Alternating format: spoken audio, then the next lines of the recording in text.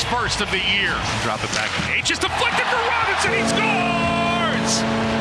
Oh, pretty as a picture. And Eric Robinson puts Carolina up 5-0.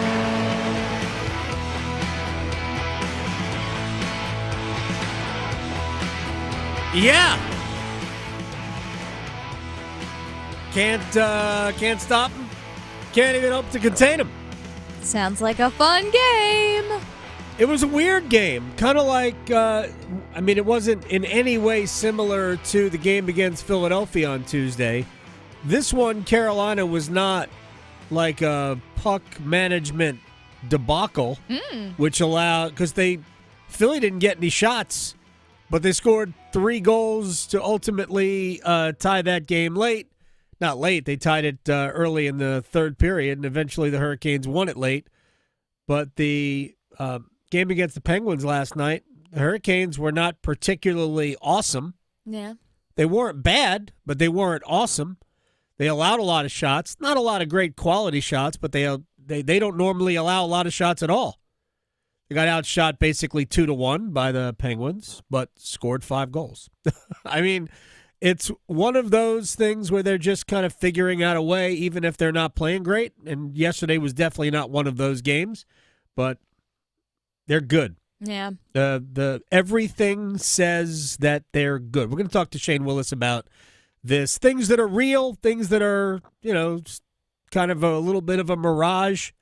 As good as he is right now, and Jack Roslovic scored 2. Yeah. Last night he's got 9. He had 9 goals last year in 59 games. He has 9 goals now. Right. He's excelling a little bit compared to last season. Right.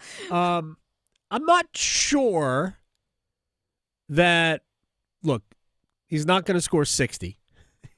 He's on that pace. He's not going to score 60. Scoring a goal 75% of the games. Mm-hmm. So 75% of 82 games is, 60 goals. He ain't doing that. But, it's really, this is not a sustainable thing for a guy who's only scored more than a dozen goals in a season once. Now, the pandemic year, which was only a 54-game season, I believe, or something like that, he was on pace to score significantly more than, I think he had 11. So, that number would have been probably between 15 and 20. Yeah. More than likely. But you're not talking about somebody who's been pushing 30 goals, and now it's just going in. He's not suddenly becoming Sam Reinhart. But we'll talk to Shane Willis about that. So we got a lot of things to do. There was a goofy football game last night. Oh, my goodness. Yes, there was. Defense not invited. Didn't show up at all. Well, it's possible that neither team has any. Right. Or they started their holiday vacation early. Who knows? Could be. There is a playoff game tomorrow we are going to address. And 2 of the all-time greatest programs will meet on a basketball court tonight. There's a lot for us. So, real quick, I'll race through the Hurricanes here, and I sort of did it. Jordan Martinook got the ball rolling in the first minute. Incredible pass from Jordan Stahl. Saucered it over to Martinook, who chipped it over Alex Nedeljkovic, our old friend. 52 seconds in, it was 1-0. I don't know that Pittsburgh wasn't done then. They are a defensive disaster. Absolute disaster. They put Crosby, Malkin, and Ricard Raquel on the top line and forced Rod Brindamore to make a decision as to who he wanted to play against them. Rod started with the Sebastian Aho group, and I think for the most part, his line and Jordan Stahl's line kind of took turns. But I think for the most of the first period, it was the Stahl line. And I thought Crosby, Malkin, and Raquel, they were good, but they didn't get much work, in dangerous areas. I thought they had a lot of zone time, but they didn't get a lot of, looks in dangerous areas. And Pyotr Kochetkov was outstanding.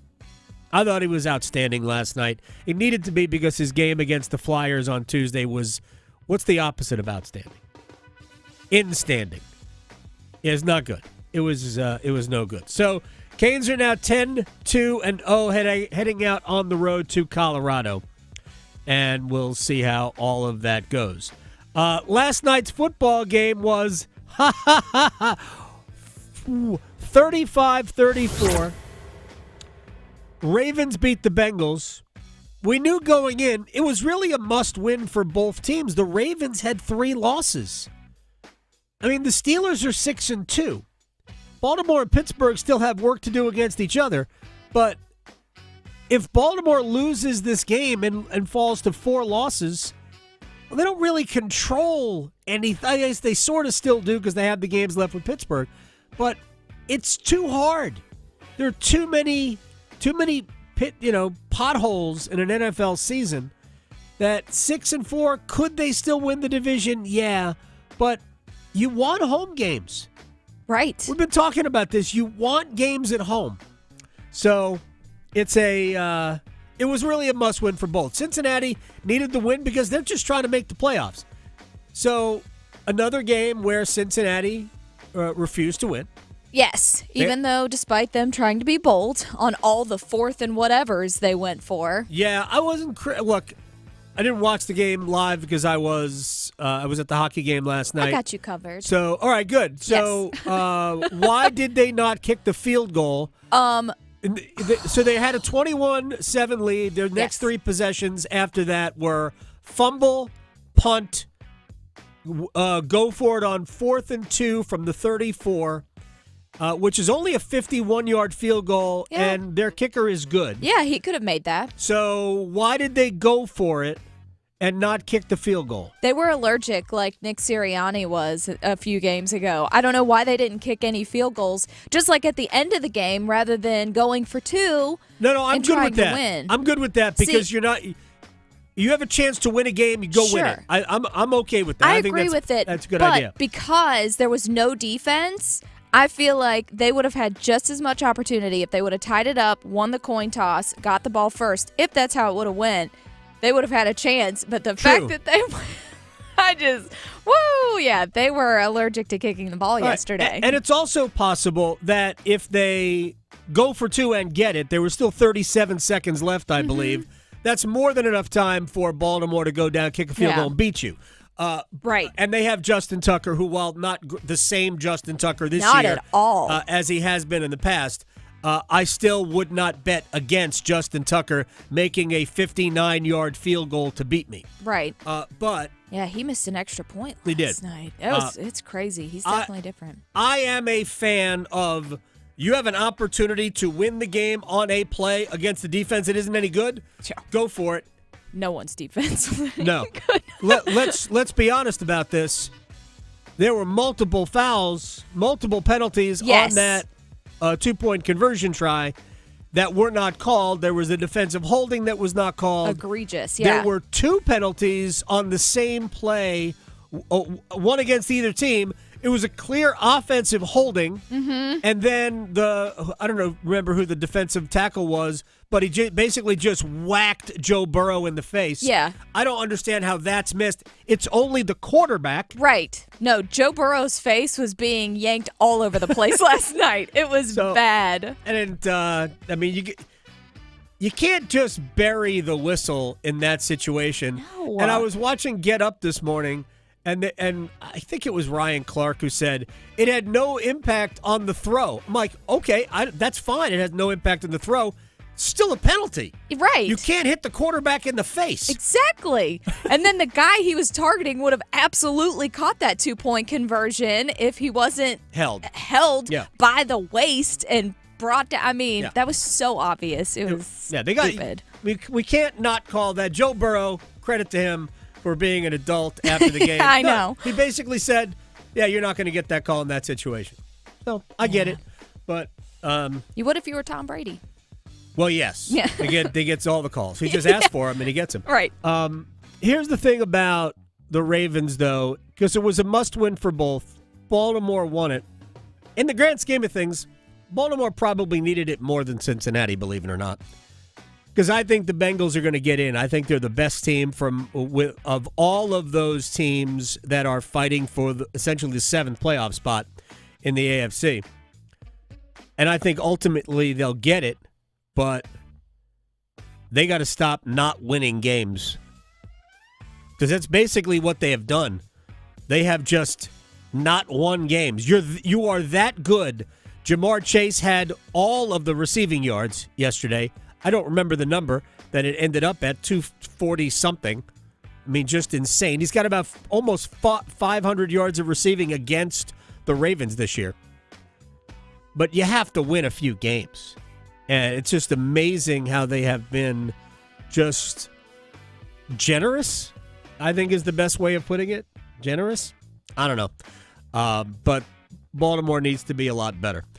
Here's what we have coming up today. We have Trey Wingo is going to join us next hour to talk about the National Football League. Brian Geisinger at the bottom of the hour. Among other games, we've got Kansas and North Carolina at Allen Fieldhouse. Wow. But before we get to all of that, look, the Winnipeg Jets are 12-1, 13-1. I don't know. They are the best team in hockey in every measurable way.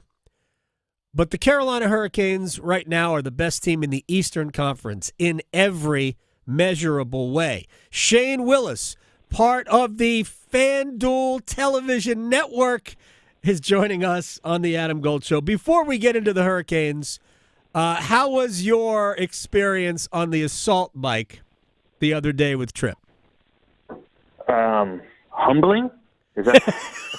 I mean, I really told Tripp that I wanted to get. I mean, I knew we'd be close on the first one and not even close on the second one because you have to do it 2 reps of it. Right. And if I did it, actually was on the number, having to shave a second on the first one, I was going to get off and say, who said I'm retired? But it wasn't there, so I just put my head down and tried not to throw up. Well, good. I can't wait to watch the video. I am absolutely fired up for that.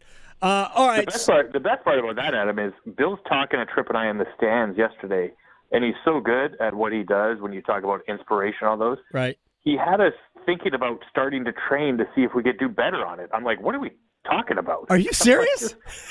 Yeah, we thought about it for a second. And I'm like, well, hold on a second. What's happening right now? My goodness. Berniston is amazing. All right. Yeah. Speaking of amazing. So what's look, we could spend all day talking about Martin Necas, and I probably will. It was a quiet night. He only had 1 point last night. But let's start elsewhere. What has jumped out to you the most about 10-2? I would have to say the balance and the depth of this team. And we've talked a lot about it on FanDuel Sports Network. And when you look at how, when Rod made the shift, it was in Edmonton. When he switched Robinson up, made a couple other little changes, Jarvis goes back with Stahl and Martinook. All of a sudden, it was like this bright light hit on the balance of all 4 of these lines. And not only do they have balance, every line has some chemistry going. Yeah. Right now, Jordan Stahl, Jordan Martinook, and Seth Jarvis are getting it going. Aho, Svech, and Rosovic have been on fire. And Marty Necas has been the hottest guy in the room with so much confidence. And then add a little bit of Jack Drury with his line and the young Jackson Blake and what they're doing. It's tough to beat. And I think a lot of teams, when Carolina's coming in and they're watching this team, they're like, where's the weakness? That is the water cool question right now. Where is, if there is one, Adam, right? Where is the weakness on this team? Because I can't give you one through this short, again, we're in a short runway so far, our first month of the season. But right now I can't see where there's a weakness in this team saying, oh, they better start working on this. Yeah, Shane Willis is joining us, FanDuel Sports Network and the Carolina Hurricanes. You can find them on podcasts everywhere. Is the thing about it, as you mentioned, Jack Drury, their line is essentially, to me, having watched it now for 12 games, it does exactly what the Stahl line does. It just does it with smaller humans. Yeah, a little bit more of a buzz round. Not quite as physical. Great skill. The goal by Jackson Blake there tonight, what a pass by Jack Drury. Yep. I was telling Tripp when I was in Seattle with the season ticket members, we were talking in the booth. One, I said, I'd love to play in a line with Jackson Blake because he sees the ice so well. He's a great passer. But the other part of that line, which we don't give enough credit to as well, is the guy in William Carrier. Yep. And what a leader and player can do for two young players like that. And that line is having chemistry. The way he works and opens up the ice for those two players, it's been really fun to watch, and it's been an exciting start to the season when everyone always worries about October with the Western swing and then coming back home to face some tough teams. The Hurricanes have basically answered every single question that has been asked in the month of October. You know, what's interesting is that when we looked at those four teams that Carolina faced at home, Boston, Washington, Philadelphia, Pittsburgh, if you ask the normal person who's going to be the toughest teams of that, they would have, oh man, Boston and Pittsburgh, 13-3 combined. Washington is by a mile the best team of those three. I don't know that the other three are going to make the playoffs, having watched them. The Capitals are for real. That was a very impressive performance. I thought Carolina could have scored more goals. Well, here's what's interesting. Something just throughout the first, 4 minutes of our conversation here, Shane Willis, is that you referenced Robinson. You referenced Carrier. We know we're going to talk about Jack Roslovic, who's got 9 goals to lead the Hurricanes in that department. Gostisbehere and Walker have been, statistically speaking, Carolina's most efficient defensive pair. And I think they have been very good defensively, as well as, Gostisbehere has been spectacular running the power play and playing in the offensive end. So the new guys, the guys who are replacements for all those players that Carolina let go, every single one of them, including Jackson Blake, who was part of this replacement half dozen, they have all been incredibly impactful in positive ways. 100%. And I mean, that may be an understatement to what these guys have done coming in, because that was the question mark. Everyone was wondering, well, where's the scoring going to come from? Genso left, Teravainen left. We didn't score enough last year to win. What's going to happen? And the first thing that I always told everybody was your stars have to step up, right? Sebastian Aho, Andrei Svechnikov, Marty Necas, Seth Jarvis cannot put up the same amount of points and goals as they did last year. They have to take a step forward. They come out of their gates, they're moving in the right direction. Then it was more of a just wait and see, because all these players you brought in by Eric Tulsky and Tom Dundon, there's the question. You have all the analytical stats on them, but I love the fit. Coming into camp, I love the fit of each one of the players because of how they get skate. And when you look at Rod Brind'Amour's system and how it opens up players to getting in those areas, and then you find some chemistry all the way through the lineup, these guys have been dynamic. I mean, I haven't seen many guys come into a new team and shoot the puck and have a release like Jack Roslovic does. Right. Eric Robinson reminds me a little bit of an Eric Cole, right? Bigger, skates hard up and down the wing, straight to the net. And then you have a young budding superstar in Jackson Blake, who, does he resemble a little bit of Seth Jarvis? I don't know. I mean, there's so many similarities in all these things, and then you have to replace Jesper Fast, and you get a little bit of a bigger, heavier Carrier to come in and do that. Yeah. And so right now, I know the players are talking like, oh, well, we got to do this and this. You're not going to talk about this type of streak, right? You're not going to say anything that wants to kind of derail things. But this team's focus, and the other aspect I look at too, Adam, when you look at this road trip and being inside the locker room, this group is already very, very close. Yeah. And very, very tight. And that also plays a big role in it. Yeah, it's when they allowed some core to leave. They allowed Pesce and Shea and Teravainen. Those are 3 members of your core. You allowed them to go. But my opinion, they kept arguably the most important part of their core, and that's Martinook. I think, and I've been beating this drum for a long time, I think he means way more to that team than anything that happens on the ice. I think he is leadership. Martinook reminds me of what Kevin Adams meant to this team in intangible ways, and Cole too in intangible ways. Cole as a player was different, but Adams he was leadership for a reason. He kind of glued a lot of things together. I think Martinook plays in a lot of those ways, and like the other night against Philadelphia, I mean it's not even a question who was the best player on the ice. He was everywhere. Yeah.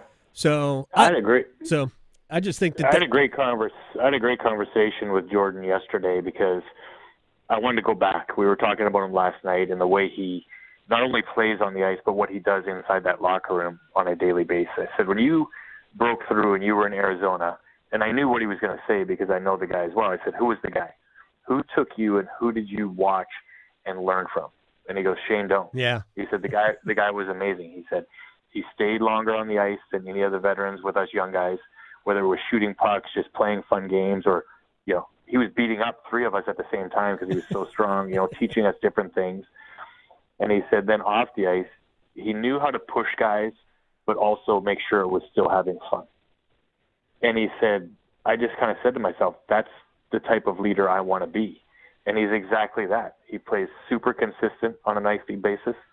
He works as hard as any player in that locker room, but he's able to send a message, but everyone respects it because he knows how much he cares about them as a person, and he's going to keep it fun at the same time. Knowing those things and when to provide them makes great leaders. And Jordan Martinook is one of those guys inside this locker room right now. Are you headed to Colorado? I am not. I'm sitting tight. Going to catch up on a number of things here in the office and watch this team go. I mean, Colorado, you look going in there, you have to feel confident. They are very banged up. They are. Early in the season. But when you got players like Nathan McKinnon, does McCarr get back into the lineup? He was listed as day-to-day. You have to get to him early, and you have to think about the altitude. And going into Colorado, you used to worry about it because you didn't have 4 lines to go. Now, the longer it can stay 5-on-5 and Rod can roll those 4 lines in that arena, they're going to have an advantage. Yeah, there's they should, but it's tough to win on the road. It's also tough. The last couple of games have not been their best, so we don't want to that trend to continue. At some point, playing the way they have the last couple of games. Last night was better than Tuesday, but they won both. So you could expect things to tighten up. I don't think I envision 30 shots in Colorado.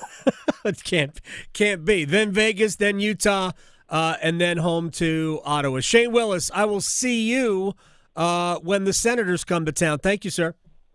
Sounds good, my friend. Thank you. You got it. Shane Willis here on the Adam Gold Show. The metrics. Carolina scoring 4.17 goals a game. That's third best in the NHL. 2.33 goals per game allowed. Third best in the NHL. Power play is 9th. Penalty kill is 9th. Save percentage across the league is actually 7th, and that is with some poor performances in the last, handful of games from Pyotr Kochetkov. Even the good performance against Washington, where, not Washington, he allowed, Boston. He played well against Boston, but he only faced 15 shots. He allowed 2 goals. And then against Philadelphia, he only faced 16 shots, but allowed 4 goals. Again, poor performance by him. His save percentage is under 90%, but Freddie's was so good that the Hurricanes have the 7th best save percentage in the league, and they are first in the East in points percentage at 83.3%. So off to a very good start. Panthers are in Germany to take on the Giants. They have their new running back. Well, not their new running back. Their running back with a new contract extension in Chuba Hubbard. We'll see Bryce Young start. It's an early game, so you can get up early on Sunday and watch the Panthers beat the Giants. Will we do that? I mean, that'd be great if it was a done deal, but it could be just an ugly game. I'll be watching. Well, but here's the thing. I actually think it'll be a halfway decent football game. I do. Yeah. Giants don't have a great offense, but the Panthers don't have a great defense. So that should look better. Yeah. And I think if the Panthers can keep Bryce Young upright, that's key.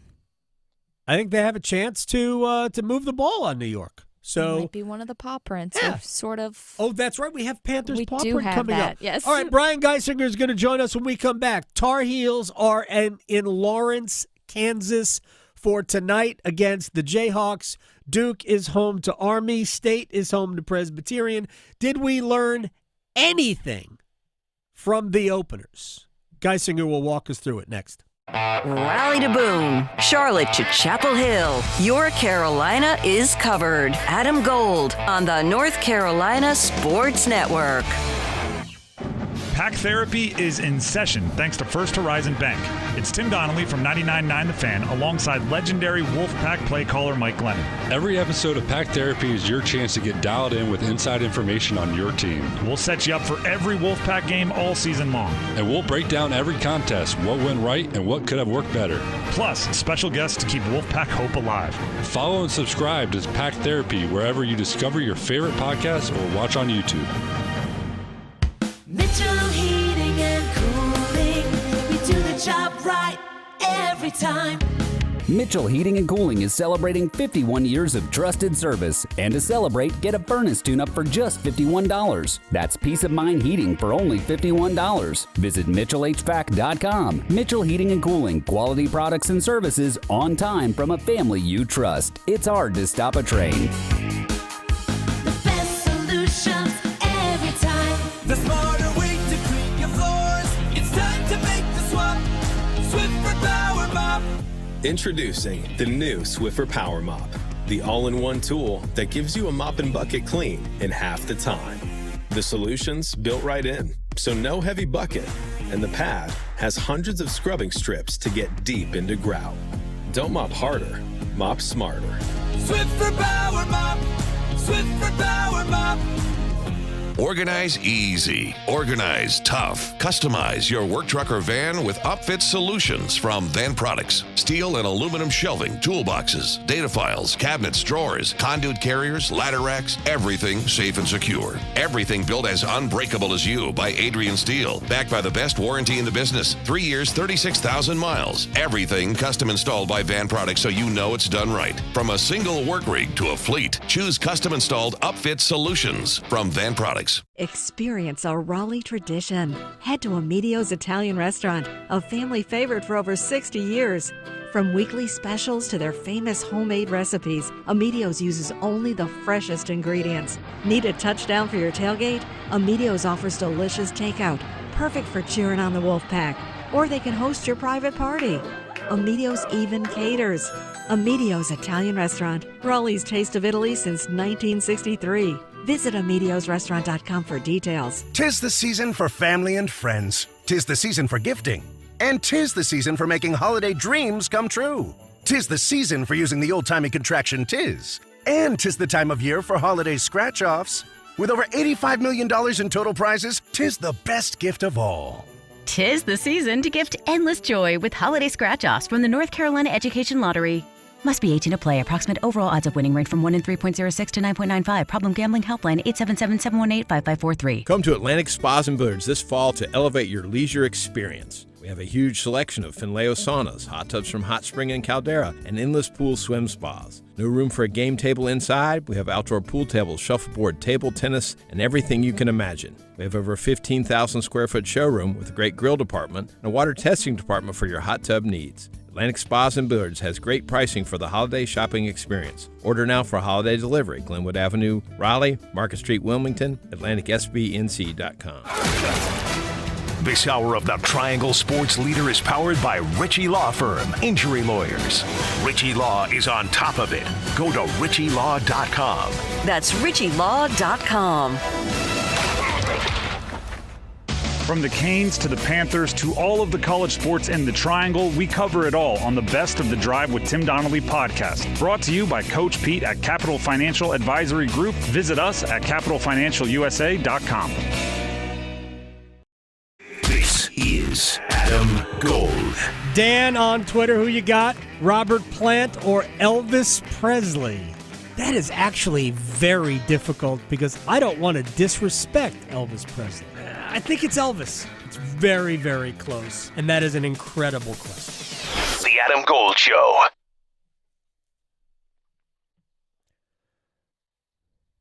It's the Adam Gold Show. I'm Adam Gold. Victoria's here. Welcome to your Friday. Really means that some of you don't have to get up very early tomorrow. Yeah. I think I might. I'm not sure. I know. I think fall's going to try to come back this weekend for a little bit.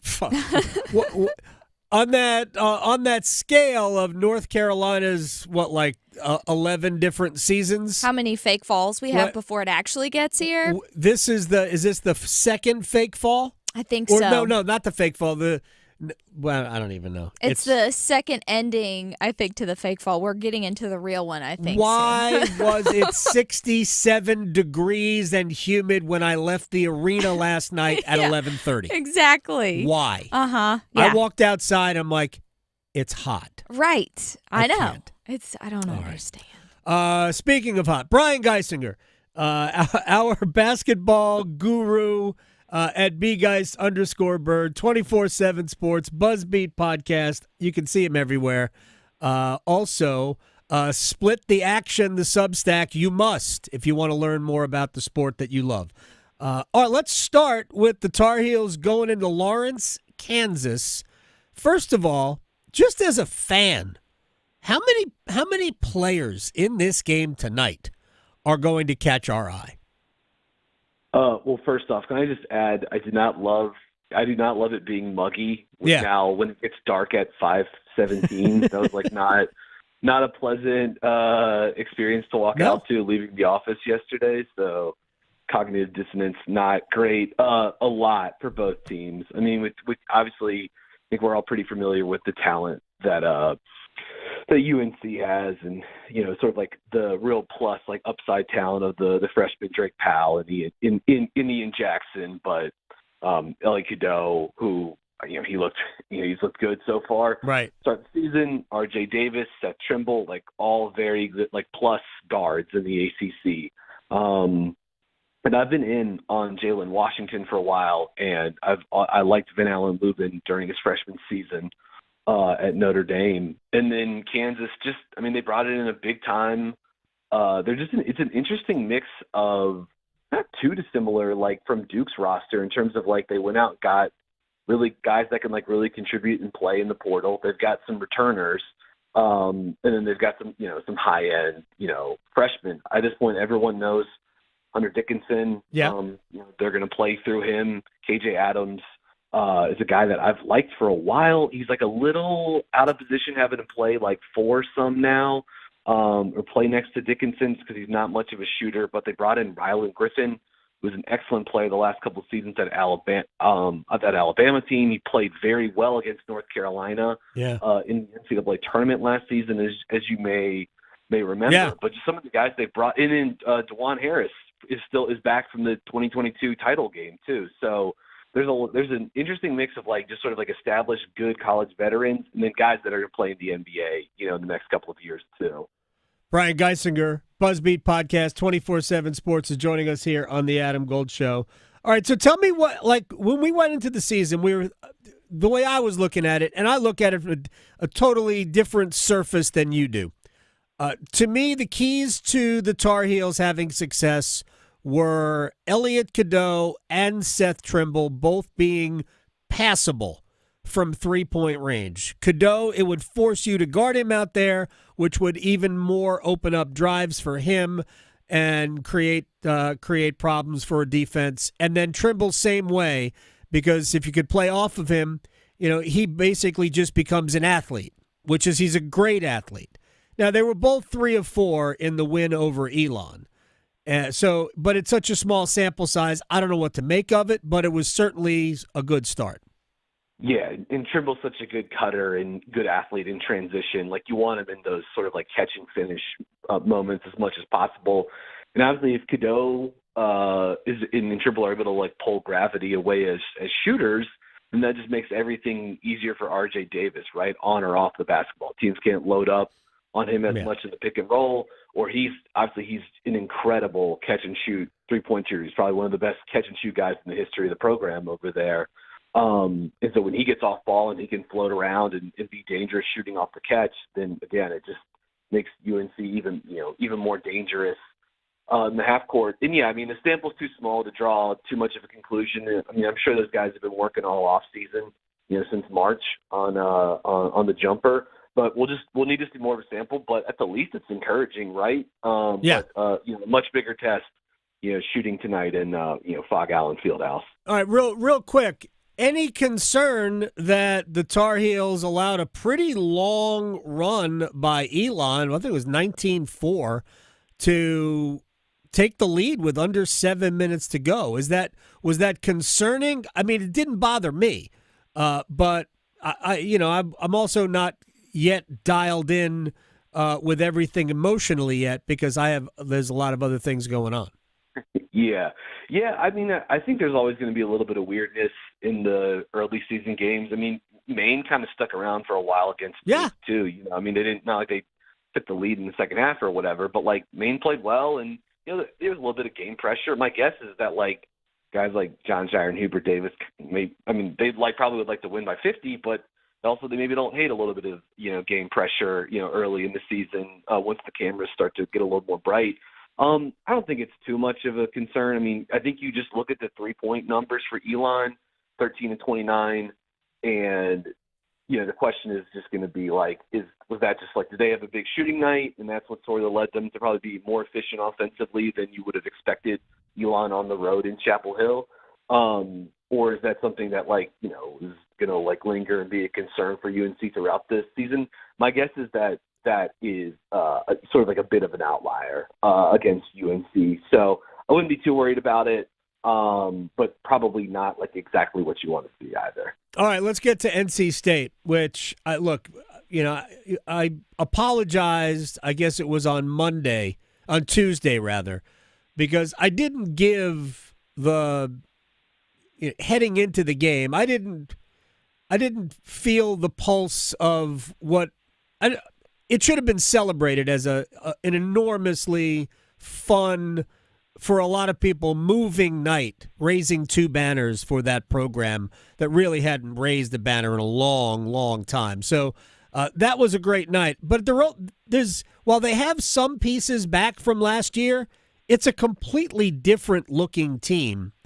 But they looked pretty good. They look like they have a lot of useful pieces. What did you see from the Wolfpack? Yeah, it was also pretty cool, seeing and hearing Casey Morsell, as the color analyst on the call for that game too, just to add to the 2024, flavor for it. It was pretty cool. I mean, look, USC Upstate. I mean, it's a long way to rebuild for them. That's one of the weaker teams in Division I basketball, but.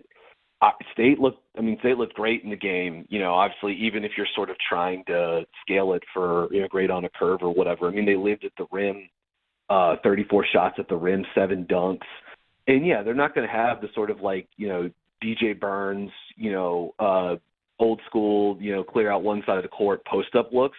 But you could still see them playing through the post, especially with Huntley Hatfield, letting him rim run and steal in the secondary break, and they're running. DJ Burns plays to get him looks in the post up where, it's a cross screen and then he steals, or he sets a little down screen in the middle of the lane and then he steals and they try to throw it back in. I thought State looked long and athletic, even with the departure of something like Mo Diarra. I thought Dontre Styles fits perfectly as I expected him to, but just as this hybrid forward, stretch forward that he's so accustomed to having. I thought Dennis Parker Jr. coming off the bench, and that's the guy talent-wise I was pretty high on last season. Thought he looked good. They even tried him as a small ball center at times in that game, which is, maybe nothing, and maybe is just a card for them to play at sometimes this season. Marcus Hill is, he's interesting because he's not super athletic and bursty. He's kind of a below the rim guy, but his sort of herky jerk, offbeat drive game. Marcus Hill even had the little Steve Smith, he hit him with the Smitty in that game for a little reverse layup, just really crafty. So I guess my point would be they've got two centers that can run in the screen roll game that they can throw it to on the post. They don't demand as much attention as Burns. But Huntley Hatfield can do some damage down low, and having a guy like Marcus Hill that does look like a guy that can bend defenses or force teams to put shoe on the ball, that would actually alleviate a lot of sort of the half-court concerns I sort of had with them coming into the season. I mean, we'll see where it goes. But, I just thought they needed shot creation. And I will say, like, Paul McNeil, only 12 minutes in that game, but just like I thought there were moments in time you could really see his talent. I thought he defended pretty well. So I like some of the guys they brought in, in the guard, backcourt room. I thought Trey Parker showed some good speed, and we should mention Michael O'Connell too, just because I think he has his fingerprints on everything they do, and his activity defensively and in the transition game are huge for State. I mean, by the end of the season, he had emerged as one of their, two, maybe third most important player when they went on the run behind the two DJs. I mean, he was just that good, and they had a lot of other great performances. All right, real quick to the Blue Devils, who got out to maybe after it was kind of tight for the first 5 minutes. Duke blew Maine out for like the next 10, and then whether they let their foot off the gas or just didn't play well, the game kind of leveled out, and it was basically an even game the rest of the way. Con Knipple was awesome. Cooper Flagg didn't shoot it well, but did everything else well. What else jumped out at you from that game that Duke either needs to do better, like rebounding, or what did you like? Yeah, just for starters, I think we talked about this a little bit last week. Can we put to bed the notion that like Cooper Flagg, this has been like a media talking point thing, like he's not going to score as many points as maybe you would think for like a number 1 draft pick prospect. Like let's just take that storyline and let's just throw it real quickly in the garbage, because he's going to handle a lot of pick and roll. He's going to operate a lot of 5-out for them. He's going to shoot a lot. Yeah. I thought he looked excellent in the game despite some of the tough shooting. I thought he was everywhere. He just didn't shoot well. He did everything else well. But the drives were good. The playmaking flashes. There's so much to like. Like he does just get by guys too, which is like pretty interesting. I thought Tyrese Proctor had kind of a quiet game, but was like good. He's one of those guys that's just like, I feel like he has a role almost similar to O'Connell. It's like get Duke going in transition, be a ball mover, hit the shots when it's swung your direction, play good defense. So I thought Proctor was solid. Ultimately, like I just think the defensive versatility that they have between Kaman Malawach and Malik Brown is really interesting, and the shooting and sort of like catch and go game of Con Knipple. Like he can operate pick and roll. He attacks closeouts. Like he's obviously like a very advanced shooter as a freshman when he's got great size, and he can is really good at setting up defenders coming off screens and stuff like that. But the fact that he can like catch and go and get into the paint and like use his body to like knock displace guys and shoot it, get to his like in between game.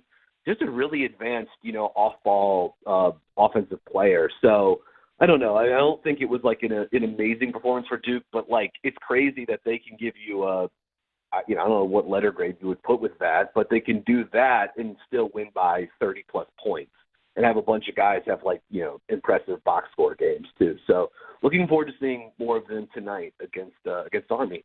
Yeah, Army was plucky in their game last year, if I recall correctly. Army gave them a little bit of a hard time. Look, we're looking forward to watching Carolina and Kansas tonight. That'll be the one that we're focused on. All right, Brian.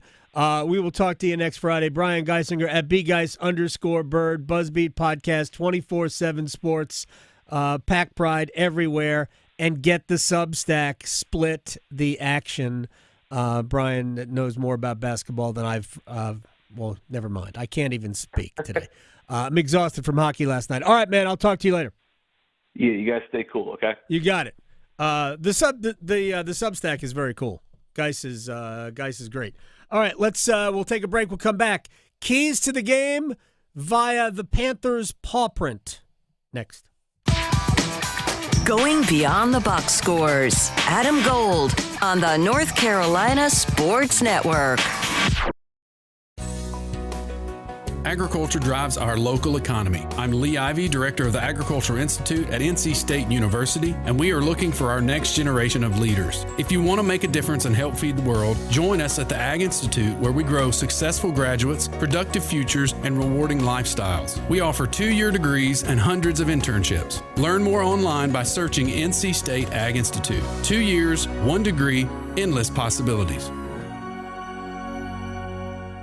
ACT Construction Equipment is proud to be your certified local Takeuchi dealer in Charlotte, Winston-Salem, Asheville, Wilmington, and Myrtle Beach. Takeuchi has long been a world leader in the compact construction industry. Let ACT Construction Equipment help you find the right machine for the job. Our full line of excavators, track loaders, and attachments are designed for low maintenance and high productivity. Visit us online at actce.com to schedule a demo. ACT Construction Equipment, your authorized Takeuchi dealer. When the power goes out, your life is disrupted. Heat, air conditioning, refrigeration, phones, all gone. Be prepared for the next outage with a Generac home standby generator. After sensing a power outage, a Generac generator automatically restores your home's power, whether you're home or away. Power your life with a Generac home standby generator. Act now for a free 10-year warranty on a Generac home standby generator. Terms and conditions apply. See more at alternativepower.com. Alternative Power, North Carolina's Generac experts. Healthcare.gov has plans for health because you have plans for life.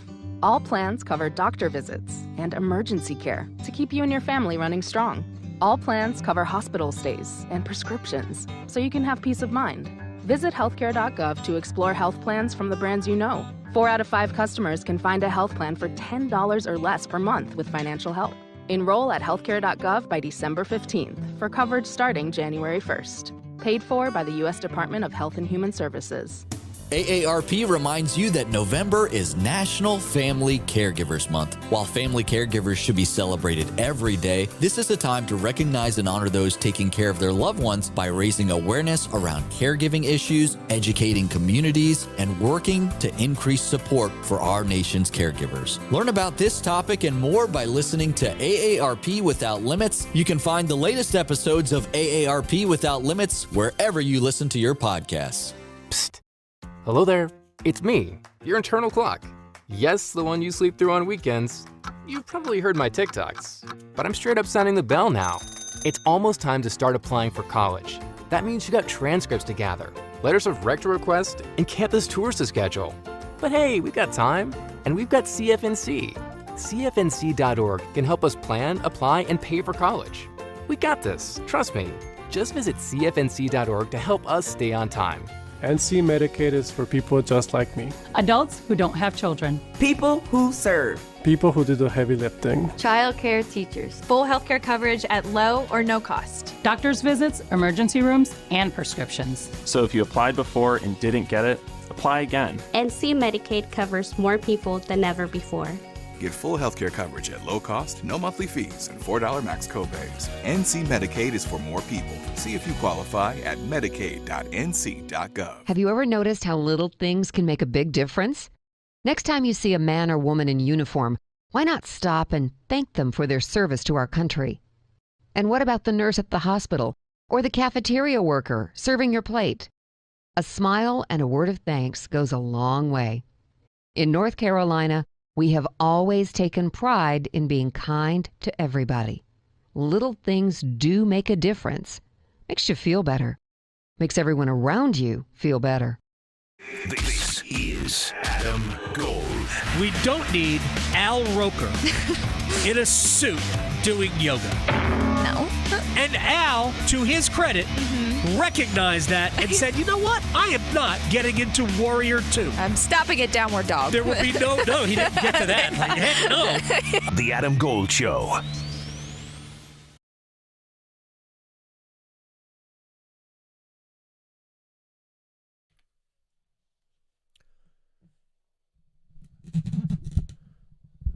It's the Adam Gold Show. I am Adam Gold. Victoria producing the program. Next hour, Trey Wingo. He will join us. We will talk NFL Week 10 proper. And do we hate Germany? Well, Germany might hate us after this weekend. I have heard this. It's not about do we hate Germany for sending them 2-7 teams. Because that honestly has routinely happened with these European games. I've heard that the league has more like the league's more better than it's ever been. Blah blah. Like, do you know how many more bad teams there are in the league this year? There's a lot. Seriously, there are 9 teams currently in the NFL with 2 or fewer wins. Yep. 9 of them. It's like there's only been one other year since the merger where at this point in the season we have had this many bad teams. It's crazy. So I don't know what the reason for that is. I just know we have a lot of bad. And a lot of it's going to play each other, so we're going to have better records, but still a lot of bad. We'll talk to Trey Wingo about that next hour. Right now, it is time for your keys to the game with the Panthers Pawprint. I turn it over to Victoria. I have thoughts, but I want to hear yours. It's a very dramatic. Well, so in my opinion, first of all, they need to be prepared for the Giants to put a lot of pressure on Bryce Young because they're going to try to utilize his small size to their advantage. And, so be careful with that, Bryce. Also, the Giants' run defense is not spectacular, so Panthers, please stick to what our identity should be and always has been. Run the ball. Chuba's had just a hot streak. I mean, it's ridiculous. Now he's got this contract extension, so he's going to keep running the ball. I have a silly one for a fourth one, but my third one also, Bryce needs to stay out of his own head. He needs to remember how well last week went for them and that they do have the capability of getting into a rhythm and actually winning a game. So stay out of your head, Bryce. Don't put too much pressure on yourself. And my little extra, 3.2, get sleep from traveling. Right. They left yesterday, I believe. Right. Take the nap if you need to. So I saw a video, J.J. Jansen with Andy Dalton and Adam Thielen, who I believe Adam Thielen was already listed as out. Okay. So he's not going to play. Yikes. Talking about how much coffee that they had when they were over there. And I think it's a running bit. I hadn't seen one of those videos yet, but I saw it was a J.J. Jansen video, and I think he posts these routinely. But I believe it's a running bit. He asked Andy Dalton how many coffees he had. They had been in Germany for 6 hours. He went 6. Wow. He said, but they showed you the cup. Just so everybody knows, the amount of coffee you get in a cup of coffee when you get it on the street or wherever they got it. Right. He says it's significantly less than you would get here. So if you go into name your coffee shop, they're all the same. Yeah. Actually, I went to I think it was a Lowe's Food. Okay. So the grocery store. Yeah. And they have beer down. They do have beer. I was going to say they have beer that you could get there. Right. The beer's actually fairly good. They sample different local breweries, but they also do coffee. I was kind of struck by how good the coffee was. So good yeah, to it was know. Good. But you get a 16-ounce cup. That's like a small. Right. Yeah. So it's not that. It's probably half of that. Right. In Germany. Europeans look at us like we're nuts because everything's supersized, including humans. 100% they do. 100% they do. All right, so I think your keys are spot on. Now, how do the Panthers make it easier on Bryce? Theoretically, you run the ball to make it easier on Bryce. Giants are pretty good against the run, right? As a team, the Giants have been good against the run. They're not, they're not amazing, but it's not easy to run on them. So, how do you balance that? Because I think the Panthers need to run the ball very well to make it easier, just to take the edge off that pass rush. Because that pass rush, including Brian Burns, who's a top 10 pass rusher in the NFL this year. By the way, so is Jadeveon Clowney when healthy. So if they can keep Clowney in the game, I think Carolina's defense will look better. Because it couldn't look worse. But I think they're going to have to throw on first down. If you are the Panthers, you can still be a running team, but get to your run through the pass. And you don't have to throw the ball deep down the field, right? You'd like to have very, convertible passes on first down. You can even use a little bit of your screen game on first down. I wouldn't mind seeing that, but they're going to have to throw the ball, I think, to set up the run. And then once you get the pass rush knocked back a little bit, then you can hit them. Because I think the Giants are not great, but they will get to the quarterback. All right, next hour, a second look at the news of the day. Raleigh to Boone, Charlotte to Chapel Hill. Your Carolina is covered. Adam Gold on the North Carolina Sports Network. Every Friday night, FanDuel is giving all customers a bigger payout on select NBA first bets because you might not have time to watch the whole game. First bets lets you in on the action right at the opening tip, and then if you need to go somewhere, you can go somewhere. You can bet on first basket, which team will be the first to 15 points, so on and so on. Best of all, again, you don't have to wait for the end of the game to collect. FanDuel.com/AdamGold. Claim your Friday Firsts profit boost. Look for Friday First in the FanDuel app to find your profit boost. FanDuel is an official sportsbook partner of the NBA. 21 and over and present in North Carolina. Opt-in required. Max wager amount applies. Bonuses issued as non-withdrawable profit boost tokens. Restrictions apply, including token expiration. See terms for both offers at sportsbook.fanduel.com. Gambling problem? Call 877-718-5543 or visit morethanagame.nc.gov. Listen every afternoon for The Drive with Tim Donnelly. The Panthers finally won a game, but let's not forget who did it. Leading the team in tackles, a rookie, Damani Richardson. Leading the team in receiving, Jatavian Sanders, a rookie. Leading the team second in receiving, another rookie, Jalen Coker. Xavier Legette, another rookie, third. You have to let the young guys take over if you want to have success in Carolina. The Drive with Tim Donnelly, 3 to 6 on 99.9 The Fan. The Ram Black Friday sales event is going on now, with great deals on a wide selection of powerful and dependable Ram trucks. Now finance and get $7,500 total cash allowance on the 2025 Ram 1500 Bighorn Crew Cab. Go to ram.com and hurry to your local Ram dealer for this Black Friday offer. $7,500 total cash allowance on the 2025 Ram 1500 Bighorn Crew Cab. Financing for well-qualified buyers through Stellantis Financial. Not all customers will qualify. Residency restrictions apply. Take delivery by 12/2/24. Here's Megan with Parkway Sleep Centers. Are sleepless nights affecting your life? Parkway Sleep Health Centers can help. We've treated sleep disorders in the Triangle and beyond for over 20 years. We offer sleep studies, office visits, CPAP machines, supplies, and more. And our streamlined process allows us to see you sooner and usually saves hundreds of dollars. End sleep problems. Live your best life. Experience the Parkway Sleep difference. Visit parkwaysleep.com and start your journey to better sleep today. Parkway Sleep Health Centers. Sound sleep. Sound health. The Pack family knows Sammy's Tap and Grill is your one-stop shop for brews and bites, serving up good times for almost 25 years. Sammy's has over 40 beers on tap, so you're guaranteed to find your perfect pint. And house-made food that's touchdown-worthy. For the game, Sammy's got you covered with over 60 TVs. Plus, you can bring your own mascot.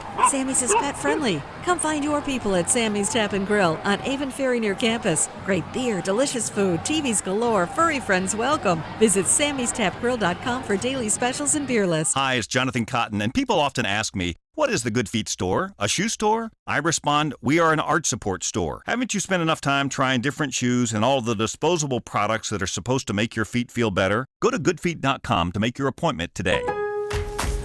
Lowe's knows that to win the job, pros need the best prices. That's why only at Lowe's, MVP's Pro Rewards members can get a volume discount on eligible orders as low as $1,500 at the Pro Desk. That means you get the prices you need to start any job, small or large. Because Lowe's knows pros. Valid in-store only. More terms and restrictions apply. Visit Lowe's.com/terms or Pro Desk for details. This hour of the Triangle Sports Leader is powered by Ritchie Law Firm, injury lawyers. Ritchie Law is on top of it. Go to ritchielaw.com. That's ritchielaw.com. WCMC HD1 Holly Springs. Take us with you on radio, web, app, Alexa, and YouTube. 99.9 The Fan, the Triangle Sports Leader. That's a great way for Adam Gold to rank teams. And in the Adam Gold Invitational, you can do that. But these committee members are fed stat profiles.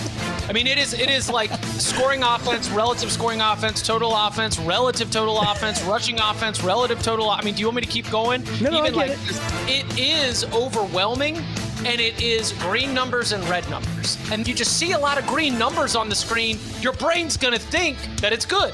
Right. And right now, Tennessee's offense is a weakness. I know it's crazy when you've got like a $50 million quarterback, Nico Iamaleava, but guess what? They haven't been good. It's the Adam Gold Show. I am Adam Gold. Victoria producing the program. Trey Wingo will join us in about 20 minutes. The former ESPNer is everywhere now. 33rd team. Yeah. Fun, good football website. Also, he's got a pregame power up now. Yep. Well, DraftKings Network before the Monday night and Thursday night games. So we did the one yesterday. We'll talk about yesterday's game. Also does the Alternate Routes podcast with, I believe, Chase Daniel.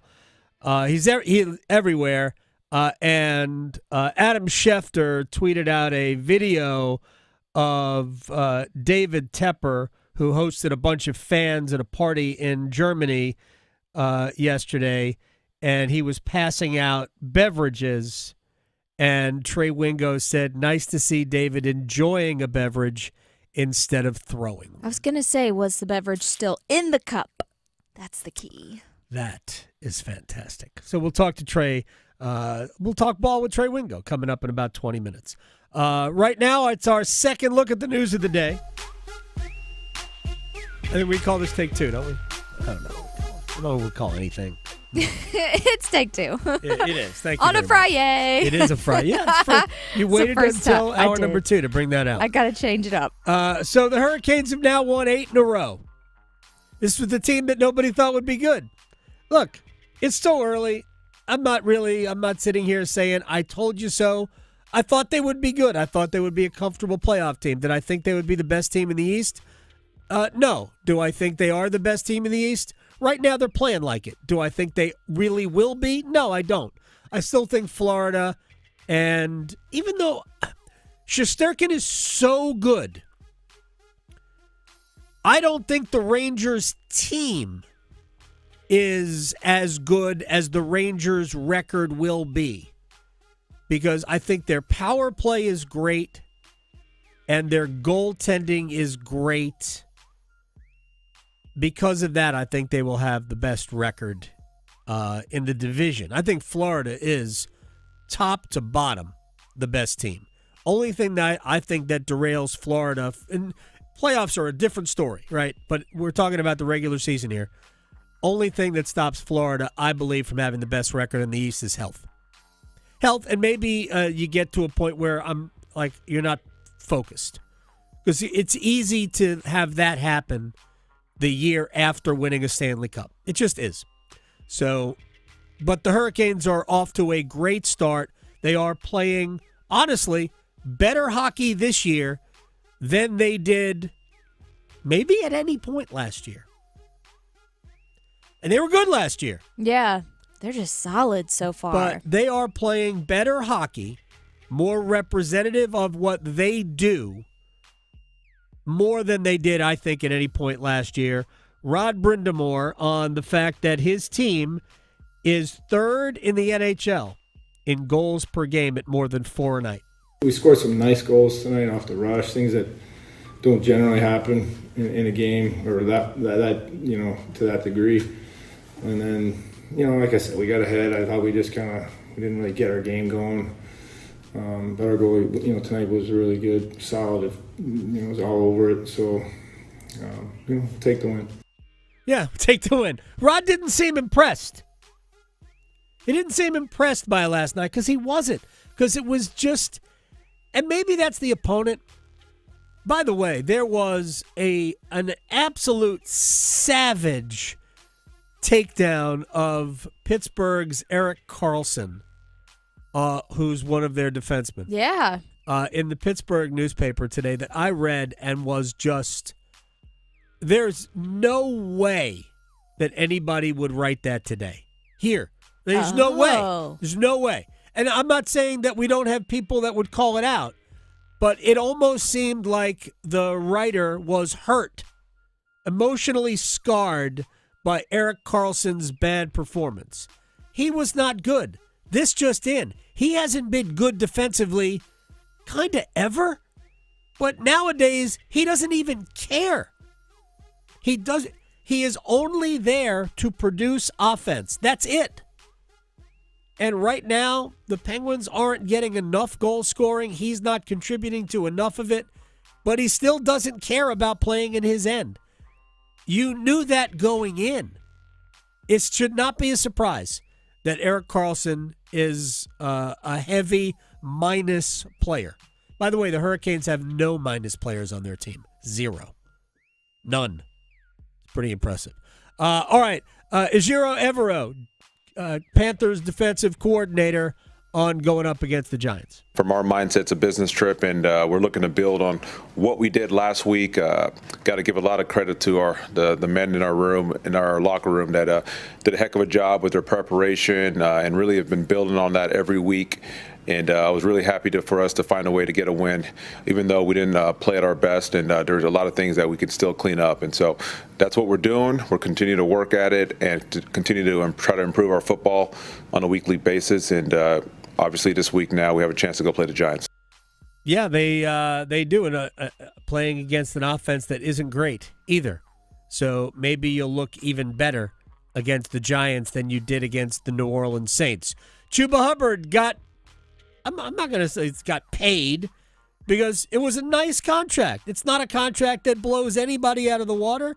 It speaks to where his place is among NFL running backs. Solid. It was a solid contract. Here's Hubbard. All I can really say is, God is good. I'm blessed to work my whole life for this, to be able to do it here in Carolina and be a part of, reshaping and rebuilding this culture. It's a blessing. Like I said earlier, I'm kind of speechless. Got too many people to thank, too many people that helped me get here. I know often people think, you do all the work, but it took a village to get to this point. So I'm just blessed and thankful. Very nice. He's a wonderful player, and I think this was a very good contract the Panthers signed. Cincinnati head coach Zach Taylor. Last night, Bengals scored a touchdown with 37 seconds left and had a decision. Go for 2, try to win it, kick the extra point, try to win it in overtime. Also hope that the Ravens don't drive it down the field and kick a field goal because your defense wasn't very good. In addition to that, not only was there that, there was also the fact that the Bengals had a 2-touchdown lead in the third quarter and didn't win the game. Here's Zach Taylor on both of those. Zach, what was the thought process on the 2-point conversion? Came here to win. Here to win. Why do you think that one got slipped away from the second half? I'll let them take all the back in the game. We lost Durham battle 1-0. I think that was a big, it was 21-7 at that point when we gave them 7 points there, right there on the fumble. Had the big play, and then it kind of went back and forth from there. And there was a good football team, but we expected to come in here and win, and we did everything we could to do that. Doesn't change the fact that I'm proud. I think everybody on that field fought, gave us a chance. Also came on the road to a good team, and it's sickening that this has happened twice to us. That's what it is. Yeah, they've. I think both games against the Ravens, it's come down to that. Look, I think going for 2 is the proper call. I usually do. I just wasn't feeling it last night for them. Right. I usually am with you on the go for it, seal the game, be done. But just the way that they were playing, I felt like because the Bengals had a couple touchdowns that were out of nowhere. I mean, Jamar Chase was playing out of his butt last night. It was crazy. Right. He was on fire. So I just kind of felt like, go with the easy, tie it up, try to go in overtime, get the coin toss, and, go down the field like you were. Just give it to Chase the whole time. But I'm not the coach. Did Baltimore know that Jamar Chase was number 1? I don't think so. You see the numbers that Chase has put up against the Ravens? Literally 400 receiving yards in 2 games. If you have 26 catches, I think. If you have Chase in your fantasy league, then you're winning this week just from him. Well, I was going up against Joe Burrow. Oh, he also had huge numbers last night. There's a lot of points. It's a lot of points. Oh, no. I won't win this week. It's fine. No. It doesn't matter. But yes, when I saw those performances, I figured I'm sure I was going up against either Burrow or Lamar Jackson or Jamar Chase. Yeah. I was positive. I'm like, there he's Joe Burrow. Yeah. That's fine. It is. And I had the Bengals kicker. Again, doesn't really matter. I would have gone for 2. I think that's the proper call. You get one play to win it. If you're a good offense, certainly going up against Baltimore's defense, then I think you got at least a 50% chance of converting that 2-point conversion. I'd always go with that rather than what's the percentage of making your extra point, and just using the probability of it all. The percentage of making the extra point, let's say it's 93% times winning the coin toss times scoring the touchdown. Mm-hmm. And I think if you go the extra point route, I believe you're somewhere in the 40% range of winning the game, just in probability. So I'm not discounting the way the game was going idea. I'm not at all. I'm just saying if you look at it strictly by numbers, the better play there is to go for 2. The Ravens had some injuries yesterday, too, that you could tell. They're not really, good defensively. No. They should have gone out and gotten Marshawn Lattimore. Yeah, we'll talk to Trey Wingo about that maybe coming up in a little bit. All right, let's move on to the other side of the football. Let's go to John Harbaugh, who watched his quarterback, Lamar Jackson, do, stupid things. Again, look, Patrick Mahomes is the best quarterback in football. Lamar Jackson is, I can't even describe it. Here's Harbaugh on his quarterback. What can you say? It's like, we have seen it before, and I just think he took that game on his shoulders, like he does. And I appreciate the other guys, with him, look at Tylan Wallace, look at Bate, what he did. Mark Andrews, the catches that he made, and Zay, the catches he made. The offensive line, I thought in the second half, the offensive line really did a great job in protection. It was really a group effort. Derek, the runs he made, those were tough, hard runs, tough yards, and there, and Justice as well. Justice had the screen pass that got us going there, the inside screen early. So it was definitely a group effort, but Lamar was the leader. A group effort by Lamar. Makes sense. Yep, that's exactly how I would have phrased it. So, Tylan Wallace, never heard of him. I know he did something good a couple of years ago, but I never heard of him. It doesn't matter. What was that tackling exactly, Cincinnati, on that play? Explain that to me. Nobody, did all of you have Tylan Wallace on your fantasy teams? Right, potentially. I just don't understand it. No. But that's where...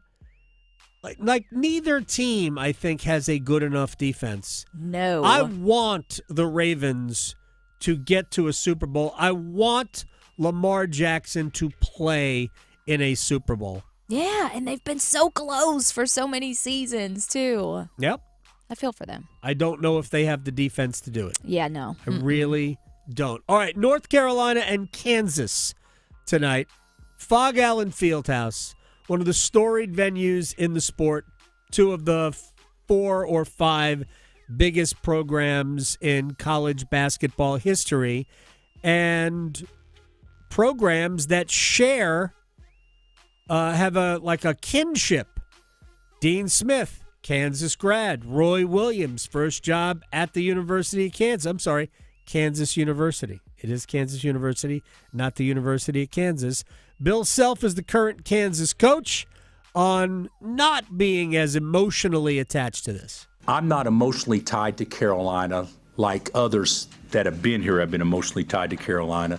Hubert's not emotionally tied to Kansas like Coach Smith and Coach Williams was tied to Kansas, so it's probably different for us. Even though I think that both of us would hold the other in high regard without question and respect everything that's taken place at both places. I think sometimes when you can remove that or have at least a couple of degrees of separation, it just feels different and makes it for a better game, makes for a better game and a better competitive game. And I think that's probably the case with this.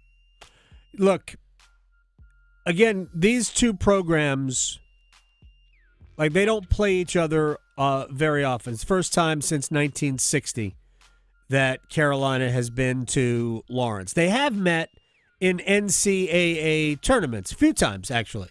And it stands to reason that when you're Kansas and North Carolina, two schools that generally make long tournament runs, that you will butt up against each other from time to time. Duke has certainly done that with Kansas on a few occasions.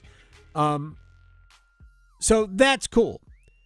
And Self talked about the fact that this is just an awesome game. I think it's an awesome game this early in the season. I know our guys will be jacked. Their guys will be jacked. It's going to be fun. It's we met a couple of years ago in Hubert's first year, and there's just our history is so intertwined that you can't help but respect the other, because we're not what we are, either one of us, without the other. So it just makes it a special series, one that I know Sean got set up for us to play home and home. But, this would be one, I would say, if anytime you play Carolina, you play Carolina, just like Kentucky or Duke or whatever. And certainly we're happy to host them, and then we'll see how tomorrow goes, and then we'll decide if we want to return the game next year. That was funny. That was fun. I'm sure that Kansas will return the game next year. I heard Roy Williams say earlier this week that he's not going to go to the game because he would have a hard time, he said, clapping for somebody who made a basket against Kansas. Right, he'd be torn. Now, he wouldn't be torn. He is a Tar Heel, right? But he loves that school, that program, that building. Yeah. It would be a difficult thing for him to do, so he's not. That's what he said. He's not going. And again, I'm hosting the American Cancer Society dinner fundraiser Sunday evening in Chapel Hill. I don't know if he's going to be there or not, but he was there last year. I'm assuming Roy Williams will be there this year. Maybe that's why it's being held at Governor's Club. So I hope to see him there. Maybe we'll talk about the game when we're there. All right, when we come back, Trey Wingo, 33rd team, the show on DraftKings Network. He's everywhere. We'll talk football with him next. Going beyond the box scores. Adam Gold on the North Carolina Sports Network. Keep pounding. Panther Talk, Panthers Playbook, the Pawprint. Follow your Carolina Panthers all season with us. Snap, give it to Chuba. Chuba inside the 10, 5, slides into the end zone. Touchdown Panthers. He spikes the ball, and Carolina's got a lead. Your home for complete Carolina Panthers coverage. 99.9 The Fan, the Triangle Sports leader. Martha was ready to switch to a career in IT. There's always a need for IT specialists, especially with AI coming out and cybersecurity. It's practically recession-proof. She heard an ad for My Computer Career and jumped in feet first. Taking exams and getting certified in a matter of just months. Even better, you can work from anywhere. Wherever you are. If you're on vacation, you can still clock in. I work out of my house in my pajamas. My Computer Career even provides job placement help. The career specialists, they're very helpful. They care about you as a person. You're not just a number to them. Launch a new high-demand career in IT or level up with more certifications. Build a career in record time with less money. I would recommend My Computer Career wholeheartedly to anyone. Indeed, it was the right move for me. Take the free career evaluation today. Become an IT pro in just months with zero experience at mycomputercareer.edu. It's bow time. It's not just football season. It's tailgate season, and that includes every kind of football, whether it's got goalkeepers or goalposts. The kick is good! Because it doesn't matter where or how you tailgate. When you've got crispy chicken and fluffy buttermilk biscuits from Bojangles, your tailgate is better than great, it's legendary. Head to Bojangles and order your tailgate box with boldly seasoned chicken, fixins, biscuits, and legendary iced tea today. It's bow time. Planning a tailgate? Then it's bow time. Bojangles has everything you need for the perfect tailgate, no matter how many fans you're trying to feed. There's the original tailgate, the super tailgate, and for a really big crowd, the jumbo tailgate special. And if you like your chicken off the bone, choose the Supreme's tailgate special that includes 12 perfectly seasoned tenderloin fillets. So grab the tickets, get that Bojangles tailgate special, and go! It's Bo time! It's Tim Donnelly for Window Nation. Experts say that heating costs are increasing up to 23% this winter. And if your windows aren't from Window Nation, your money is literally going out the window. They have some of the best insulated windows so your heat stays inside. And right now, get these amazing windows at 50% off. Plus, you could save even more money with 0% interest for 5 years. Hurry, sale ends November 30th. Schedule your fast in-home estimate right now at 866-90NATION or visit windownation.com. Organize easy. Organize tough. Customize your work truck or van with upfit solutions from Van Products. Steel and aluminum shelving, toolboxes, data files, cabinets, drawers, conduit carriers, ladder racks, everything safe and secure. Everything built as unbreakable as you by Adrian Steel. Backed by the best warranty in the business. 3 years, 36,000 miles. Everything custom installed by Van Products so you know it's done right. From a single work rig to a fleet, choose custom installed upfit solutions from Van Products. At the UPS store, we know being a small business owner means holiday time is still go time. Still get those orders shipped time. And still re-up on stamps and supplies time. That's why this upcoming holiday, while others close up shop, we'll be open. And happy to help you keep being unstoppable. Come into your local store today. Most locations are independently owned. Product services, pricing, and hours of operation may vary. See Center for details. The UPS store. Be unstoppable. This is Adam Gold. Yeah, but he's real patient, like he said in his interview today. In all other aspects of life. Yes. If he's in line at the drive-thru and it's taking a long time, he will not ram the car in front of him. Exactly. Someone's pressing his shirt. He will wait 30 seconds for it to be crisper. The Adam Gold Show.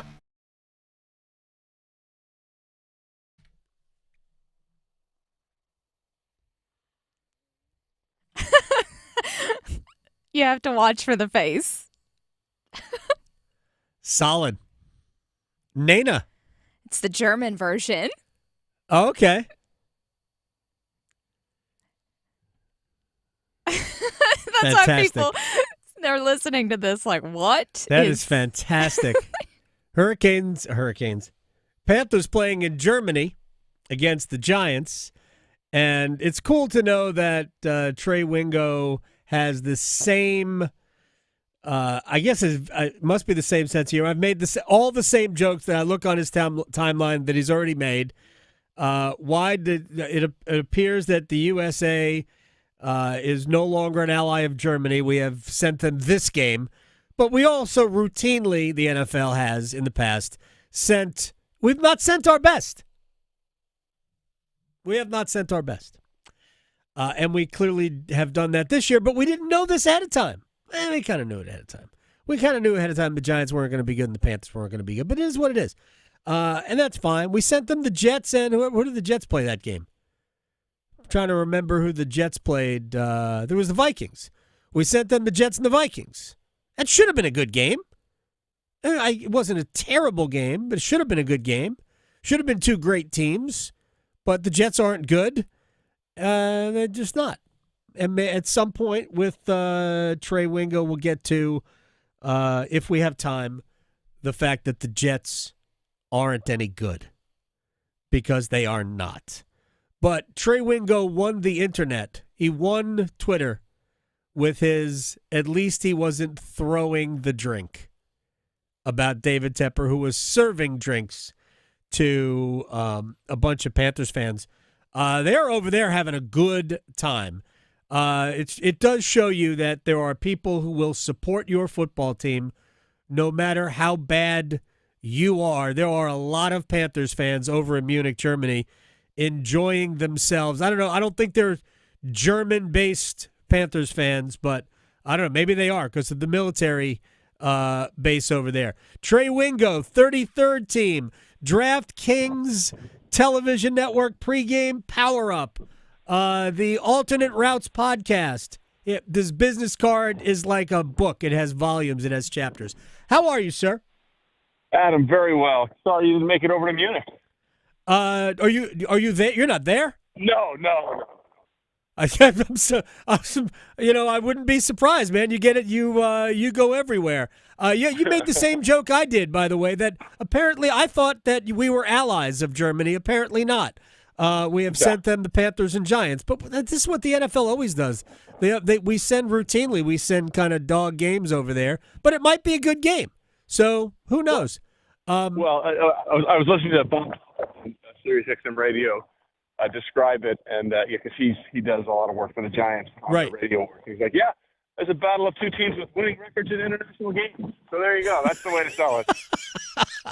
That is outstanding. What do you make of the fact that we have 9 teams that still have 2 or fewer wins this year? Yeah, Adam, it's ridiculous. I mean, the NFL loves to preach parity, right? That's their thing. Right. Anybody can win it. Not this year. I don't know if I've ever seen the gulf wider between the good teams and the rest of the league. If we're being as honest as we can, there are maybe, and I want to say maybe, 5 teams that I think have legitimate chances of hoisting the Lombardi Trophy. But to go into Week 10 and have 9 teams with only 2 wins, this is an awful season for a lot of football teams. Yep, it is, and I think a lot of it was predictable. I mean, I didn't think the Panthers would be good. I didn't think the Giants would be good, and we're going to see them this week. I thought the Bengals would be better, even though Joe Burrow was coming back from the wrist injury last year, and it looked at the beginning of the season that maybe he was being bothered by it. He certainly is not bothered throwing the football. It seems fine, but the Bengals have been allergic to winning games. They have played better than 4-6, but Bill Parcells' old saying, "You are what your record says you are." They're a 4-6 football team. Let's just start at the end last night. Did Zach Taylor do the right thing? Yes, because have a chance to win, go for it. I have no problem with that. Justin Tucker, for as great as he's been, has been really off for about the last season and a half. So there's no guarantee that even if they get down there, that Justin Tucker's going to. I mean, he missed an extra point last night. Look, Justin Tucker's still arguably the greatest kicker of all time, even though he hasn't had the opportunity to kick in the Super Bowl. But there was no guarantee that was going to work. But to your point about the Bengals, real quickly, I'm going to take a little bit of a victory lap here for a second, because I tweeted something out in August. But I said I talked to some people in Cincinnati, and they just say the vibe isn't good right now. And I caught so much crap for that. And the New York Post put it on their sports page, and a lot of people in Central Ohio were like, "What the hell are you talking about?" So, I knew what the bleep I was talking about, for lack of a better term. Look at what Jamar Chase did last night, right? All the catches, 264 yards, all the touchdowns. Why haven't they paid him? Why haven't they paid him? Because it's the Bengals. That's exactly right. So for all this progressive things about Zach Taylor, and it's a new organization, it isn't. There's not another team in the NFL that wouldn't have already locked down Jamar Chase. And they're going to lose T. Higgins in the offseason. They lost Boyd because they thought they were going to pay him. They still haven't paid him. They're going to lose Higgins. And then it's going to be Joe Burrow, Jamar Chase, and others for the Cincinnati Bengals. And, good luck with that. And to your point about Bill Parcells, who is absolutely right. Yes, they're 4-6, and yes, they could have won all these games. But you know what their record is in one-score games? 0-something. 1-5. Yeah, close. They are 1-5. So that's a team that is not learning how to win. They're learning how to lose games, and that's who they are right now. And so, it has nothing to do with Joe. Joe has been phenomenal. It has nothing to do with Jamar Chase. They have just found ways to lose games, and that's what bad teams do. That's not what good teams do, and I don't expect it to turn around, because if you look at their schedule, they're 4-6. Okay, At minimum, they got to go 5-2 down the way. They got to play the Steelers twice. They got to play the Chargers. They've got to play the Broncos, who got spanked by the Ravens, but Denver's a solid team. With a really good defense, and if they lose 3 of those games and win everything else, that's not going to be enough. Oh, no. They can't lose 3 times. I think 9-8 will be a wild card team, but then you're at the mercy of the tie break, so you better win the right games to be 9-8. I will disagree with only one point that you said. There's not another team that wouldn't pay him. I'm pretty confident that Jerry Jones would wait until 2 days before the start of the regular season to pay Jamar Chase, because that's his history. I don't know why the Bengals are waiting. This is what we know about contract in every sport. The longer you wait, you end up at the front of the line. You pay more. Yeah. It's undefeated. Yeah, I agree, and I that's fair about Jerry. Who, by the way, we talk about Jerry for a second. Okay, the Cowboys just put their quarterback, or are going to likely put their quarterback on IR because it's not just a hamstring injury. The hamstring is torn off the bone. Yeah, they're 3-5, and their quarterback is going to be out a minimum, I believe, of at least 4 games. So of course, what you do is trade for a wide receiver in that situation. But here's the piece de resistance, if you will. Okay? Yeah. The Cowboys gave up a 4th-round pick to the Panthers for Jonathan Mingo. Right. And then now that there's 2 things that says to me. Number one, obviously, Mingo hasn't proven anything. Nothing. But they must have really liked him in the pre-draft process and just didn't get him. So they got a guy they like, right? But now let's take a look at the greater context. Why in the hell would you give up a 4th-round pick for Jonathan Mingo? To put it bluntly, the Cowboys gave the same compensation for Jonathan Mingo that the Chiefs gave the Tennessee Titans for DeAndre Hopkins.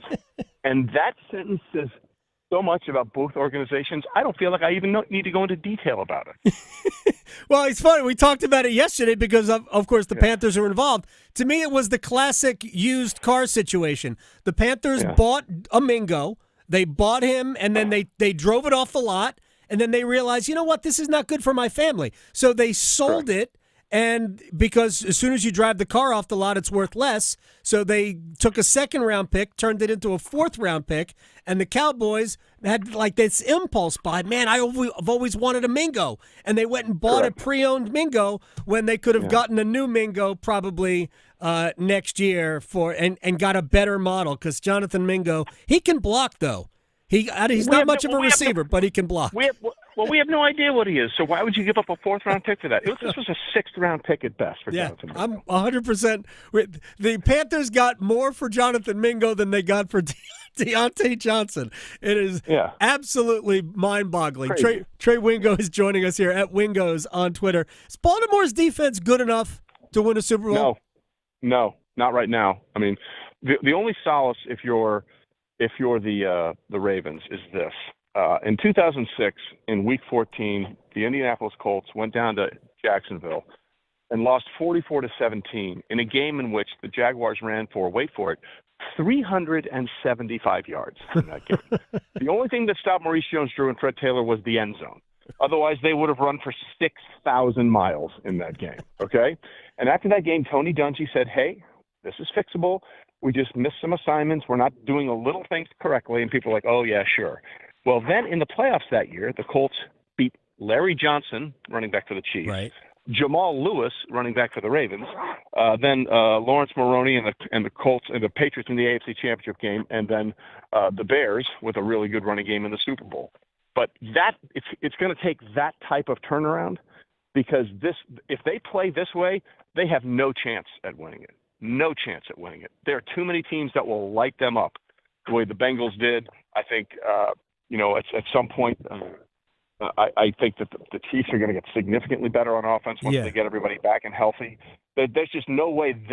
I don't know if I've ever seen, and I'd have to look it up, a Super Bowl champion that was DFL, dead freaking last in passing yards, defense. Right. That's as bad as it gets. No, it's never happened. A team that had finished last in pass defense in the league has never won the Super Bowl. Now, since we've kind of skirted around the best teams in the league, and let's get to the Chiefs, is a good analogy for this version of Kansas City. Essentially, they have become the New England Patriots. They have the best head coach in the league, albeit he's an offensive guy as opposed to a defensive guy in Belichick. They have the best quarterback in the league because they have not looked good, but I keep looking at their record, and they have no losses. So, are they the Patriots? They've been the Patriots for about a year and a half now, if we're being really honest about it. People come there to win a chip and then go get paid somewhere else. I mean, Juju Smith-Schuster won and then got money in New England and came crawling back. I mean, look at all the players that have left What have they won since they've left? Look at Tyreek Hill for all the things that he's done. They haven't won a playoff game since he left. And to your point about Andy Reid, one of the most amazing stats is that Andy Reid and Steve Spagnuolo, defensive coordinator, have gone 29 games without giving up more than 28 points. That's the longest streak in the NFL since Andy Reid's Eagles when he was the head coach, and one of his defensive assistants was Steve Spagnuolo. These guys just know how to do it, man. They know how to do it. And everyone's talking about, well, they haven't looked good. They don't care. Yeah. Like, they don't care at all. People are like, oh, Travis Kelce's washed. No, he isn't. Like, what other – look at the 2 games that he's played since DeAndre Hopkins got there. He's been on. And, oh, by the way, ever since Rashee Rice went down, he's been averaging about 75 yards a game. If you multiply that over 17 games, that's a pretty healthy receiving yard total. Yeah. What other team, Adam, could lose their top 2 wide receivers and their top running back and still be undefeated? I mean, when Matthew Stafford lost Puka Nacua and Cooper Kupp, it's like, oh, well, they're not good right now because they lost their top 2 wide receivers. Well, what happened when Brock Purdy played the Chiefs and they lost Brandon Ayuk and Deebo Samuel? Didn't look good. Had a 30-something passer rating. The Chiefs are the only team that can find ways to win. They don't care about stats. They don't care about the unbeaten season. They care about winning the championship. They want to be the first team to pull off the three-peat, and I think they have an excellent chance to do it. Yeah. Are they going to face the Detroit Lions in that Super Bowl? Well, listen, you can't win a Super Bowl in November. You can lose it, but you can't win it. And right now, the Detroit Lions absolutely are the best team in the NFC, and it's by a wide margin. Mm-hmm. You know, Bill Belichick had a saying when his Patriots were as good as they were, fellas, we can win a lot of different ways. And the Lions can win a lot of different ways. Now, it certainly helps that they got Zadarius Smith because they have gotten no pressure on the quarterback since Aiden Hutchinson went down. And he's going to have to help stabilize that because literally that was the only sort of fly in the ointment for them. They have not generated any pressure since Aiden went down. And if Zadarius can give them that, then they're going to be a very, very tough out in the NFC. All right, one more thing. I'm going to transition to it. I do think that if San Francisco can get and keep Christian McCaffrey in the lineup with all of their other injuries, I think San Fran can at least make it interesting in the West. But now, since the Jets are playing at division-leading Arizona, will we finally put the rest of football out of our misery and have Arizona beat the Jets this weekend? Yeah, I think that's very likely. You know, everyone's talking about what a great win it was for the Jets over the Texans. I mean, the Texans were terrible in that game. They lost some of their best offensive linemen. And, oh, by the way, we're starting this time of year where you see road teams go on the road in a Thursday night game. That short week, it matters. The last 3 times, I mean, the Bengals had a worse record, but, like, it's really hard to go on the road when you start getting into weeks 8, 9, 10, 11 of the regular season. You basically have no time to prepare, and it's such a huge advantage for that team to be at home. So I think this could be a very, very tough one for the Jets. They still got to play the Colts. They've got to go 5-2 to have a chance. And I don't see much optimism in the way they've played to think, oh, absolutely, for a team that lost 5 in a row and is 3-6. They're going to find a way to go 5-2 down the stretch. Their schedule isn't tough, but they have no margin for error. Zero. None. And the quarterback isn't good enough. That's the biggest problem. Yeah, that is true. Aaron, I always say there's 2 pictures of Aaron Rodgers, where he's doing the championship belt. Right. And there was that game in Arizona a few years ago where he's laying down on the field and his helmet's up over his head, staring bewilderedly. The Jets thought they were trading for championship belt Aaron Rodgers. What they really got was lying down on the field sideways, bewildered Aaron Rodgers. Yeah, it is. I'm sure that'll go well in the offseason. He should retire, but man, they have mortgaged everything. But I talk about this all the time. That's why the Panthers are struggling at this point. It starts with ownership. Washington has proven that when ownership gets it right, and it looks like the Harris group has gotten it right in D.C., when ownership is good, everything else becomes just a little bit easier. And when ownership isn't, you get the Jets. Absolutely. Trey Wingo, 33rd team pregame power up. He is everywhere at Wingo's on Twitter. Thank you very much, sir. And we'll talk golf next time, maybe. That would be awesome. Appreciate that, Adam. Anytime. You take care. Trey Wingo here on the Adam Gold Show. It always stems from ownership. I said it, I think it might have been last week, might have been the beginning of this week. I'm not sure. Credit to be given to David Tepper for the amount of charitable work, giving that he has provided to the western part of our state. The amount of money that he created with that concert. Like, I know we joke about David Tepper inventing the outdoor concert, which obviously not true, but, that whole show, he and Nicole Tepper put that on. All of those artists, they footed, is that a word? They paid the freight for that. I'll just get around it. So it's a lot of money raised. They donated a lot of money to to schools in the Charlotte area. So there are two things can be true. David Tepper can be a great human being, even though we have some examples of him not being, whether it's throwing a drink on a fan or being so thin-skinned that you would go in and bother, managerial staff at a restaurant. Don't try to tell me that, oh, they were just kidding. Nah, man, if they were just kidding, they would have bought a round of drinks for everybody. They would have ordered a whole bunch of takeout if they were just kidding. But he has to learn how to own. So hopefully he will. Because as a Panthers fan, Victoria, I want you to enjoy your football team. I would love to enjoy my football team. And maybe, because I don't believe it's out of the realm of possibility that he gets it, that he figures it out. I hope so. So I hope he does. Until that happens, we'll point out where he doesn't get it.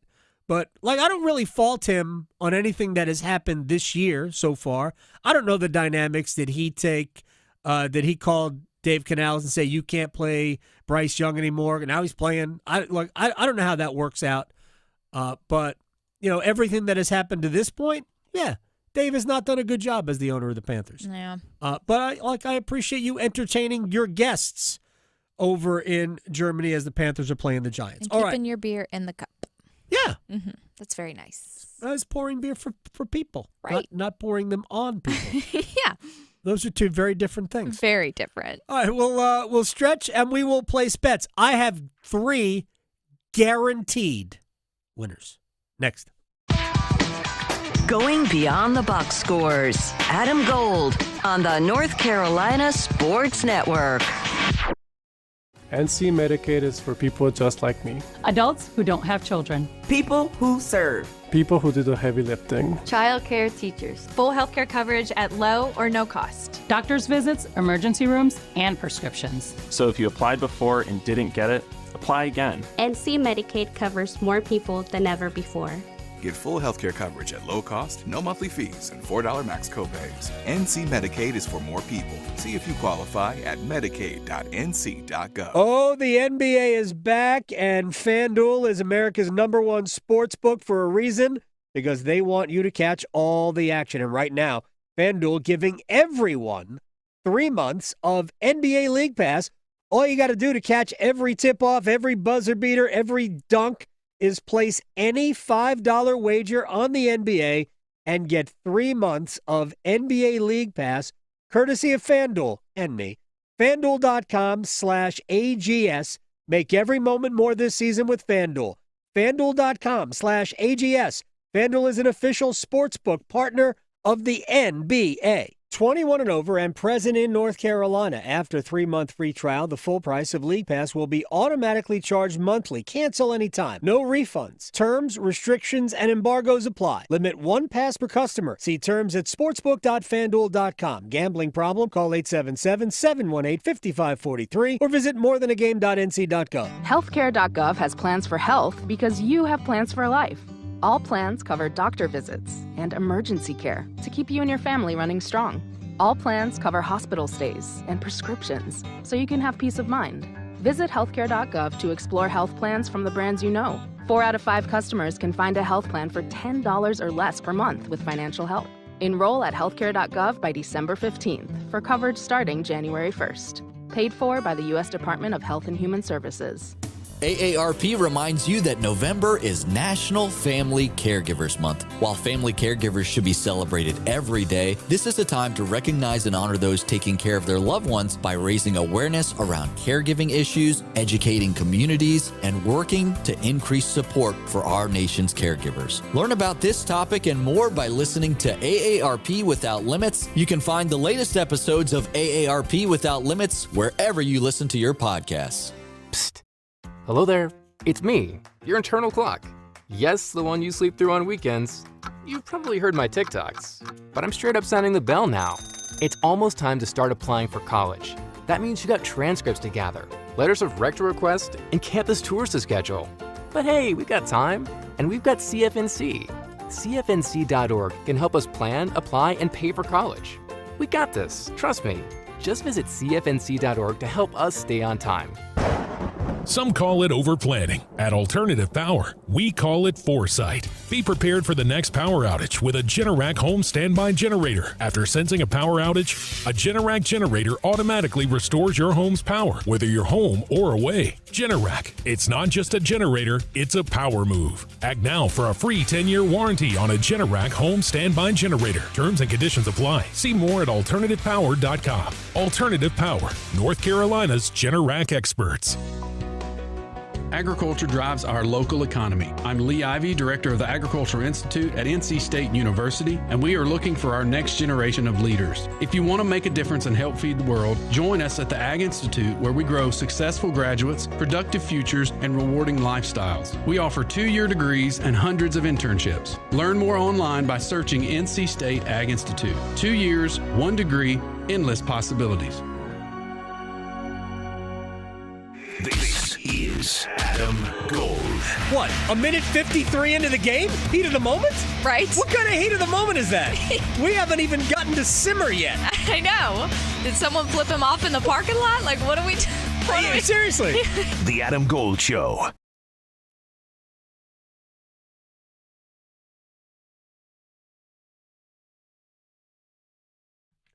It's the Adam Gold Show. I am Adam Gold. Our roundtable, a couple of returning champions, Brett Friedlander, Saturday Down South ACC columnist, and WRAL TV5 reporter, anchor, handsome man, Pat Welter, each as a past champion. They will join us coming up at about 2:15. Also, Jake Levy is going to stop by. He's with the NC Courage. They have their playoff match at Kansas City against the Current, and somehow they're going to have to stop that goal-scoring machine of a team from beating the keeper, because they scored 57 goals in 26 matches. You score an average of more than 2 goals a game? Yeah. You're good. Courage have scored 1 in their last 3 matches combined. So, going to have to figure out a way to keep a clean sheet against that squad to probably to win a game. All right, it's time to stretch, and then we will place bets.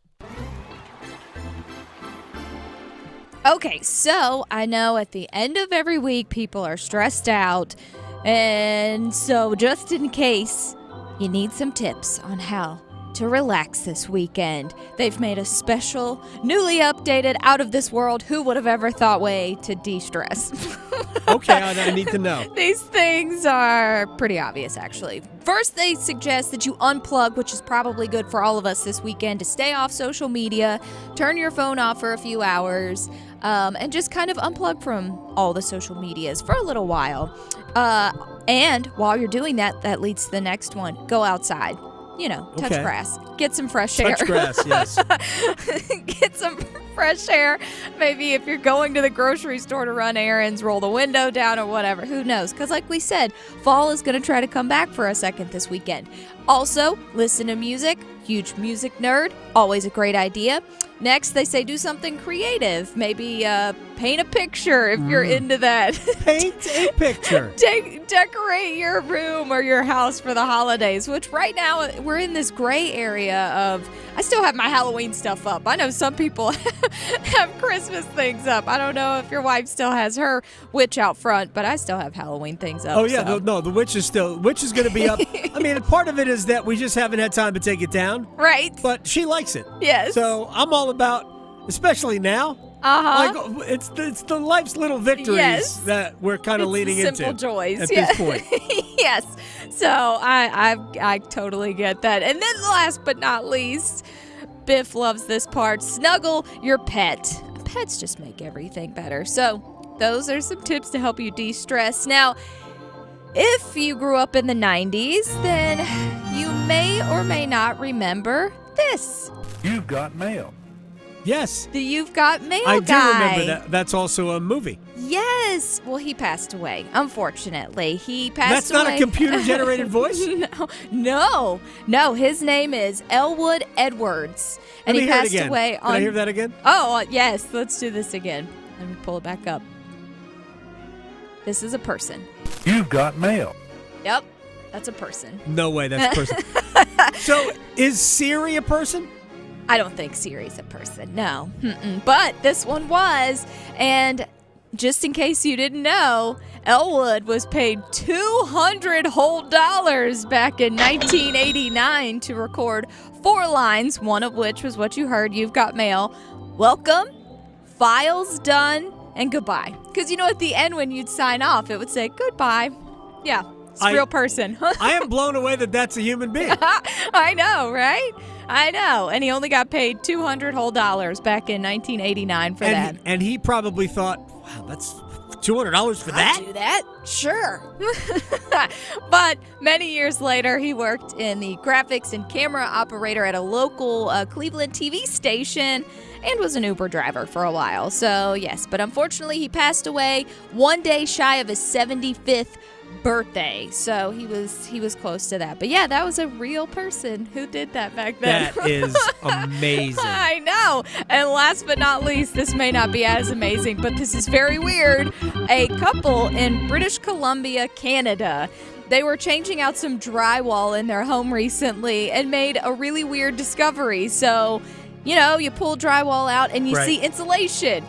They had a different kind. So they had 110 plush animals. What? Stuffed animals were all in the walls, had no idea why. They don't know who used to live there, so they can't ask them, what were you doing? Why did you do this? They don't know if it's a money saver by, instead of using insulation, they use stuffed animals. Can it possibly be a money saver? Also, isn't that probably, it feels like a fire hazard to me? It feels like a big fire hazard. So, yeah, they were taking all this stuff out. Now, they went on TikTok and was telling everybody about this. Well, one lady was very emotional and commented and said, oh, this stuffed animal is one that I grew up with and I've been looking for forever. So they actually sent that stuffed animal to the lady and totally made her life. So that was awesome.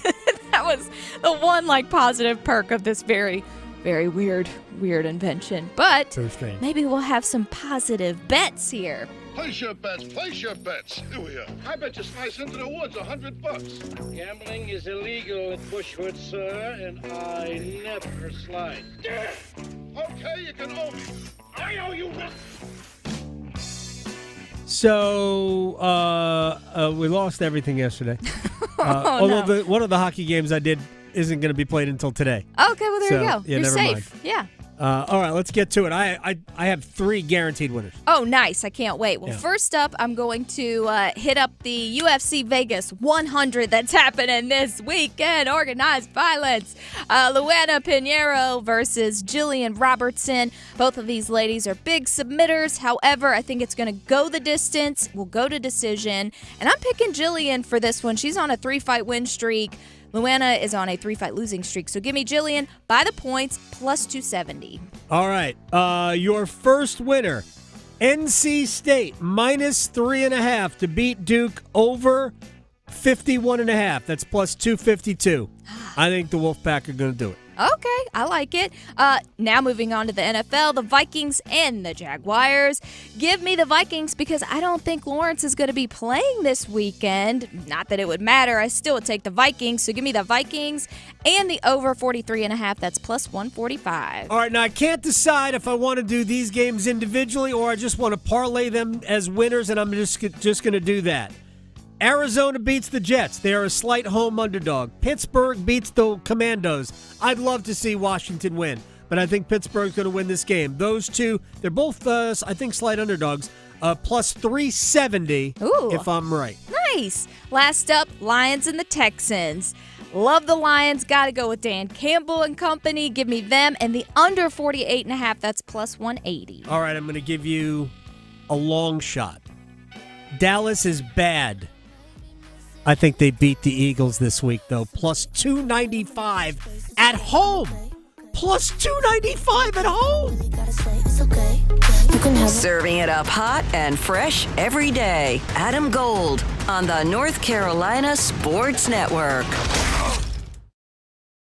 Hey, it's Adam Gold from my friends at FanDuel, America's #1 sports book. And Friday nights, we do something a little different because, look, I know you've got plans. You are a social being. So Friday night, we have Friday Night First with the NBA. So you can bet on things like first basket, first team to 15 points, so on and so on. And best of all, you don't have to be there at the end. Who cares what happens in the fourth quarter? You've already collected, and you're already at the club. Friday First in the FanDuel app, FanDuel.com/AdamGold. Claim your Friday First profit boost. Make every moment more this season with FanDuel. FanDuel is an official sportsbook partner of the NBA. 21 and over and present in North Carolina. Opt-in required. Max wager amount applies. Bonuses issued as non-withdrawable profit boost tokens. Restrictions apply, including token expiration. See terms for both offers at sportsbook.fanduel.com. Gambling problem? Call 877-718-5543 or visit morethanagame.nc.gov. Listen every afternoon for The Drive with Tim Donnelly.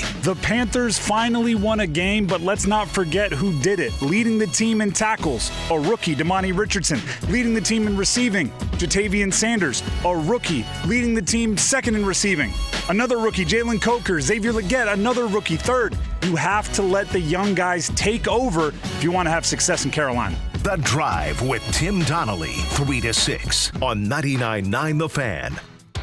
The Ram Black Friday sales event is going on now, with great deals on a wide selection of powerful and dependable Ram trucks. Now finance and get $7,500 total cash allowance on the 2025 Ram 1500 Bighorn Crew Cab. Go to ram.com and hurry to your local Ram dealer for this Black Friday offer. $7,500 total cash allowance on the 2025 Ram 1500 Bighorn Crew Cab.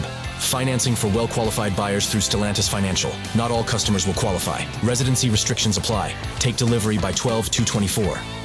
Hey, John, why so glum? I just got let go. The company's downsizing. This is the third time in the last 2 years. I'm done with this. Have you thought about My Computer Career? I've heard they can train you for a career in IT in just a few months, including cybersecurity and the basics of AI. And you don't need prior training or experience. Now that's a recession-resistant career. Wow, thanks. I'll check them out. Go to mycomputercareer.edu and take the free career evaluation. mycomputercareer.edu. Financial aid is available for qualified students, including the GI Bill. Who's ready for some football? Celebrate the season with award-winning wings and ice-cold pints at Carolina Ale House. With wall-to-wall TVs, Carolina Ale House is the go-to spot for every game. From Honey Buffalo to 5 Alarm to Carolina Barbecue, we've got wing sauces for all flavors. If you're feeling hungry, don't forget about our brisket French dip or Philly cheesesteak.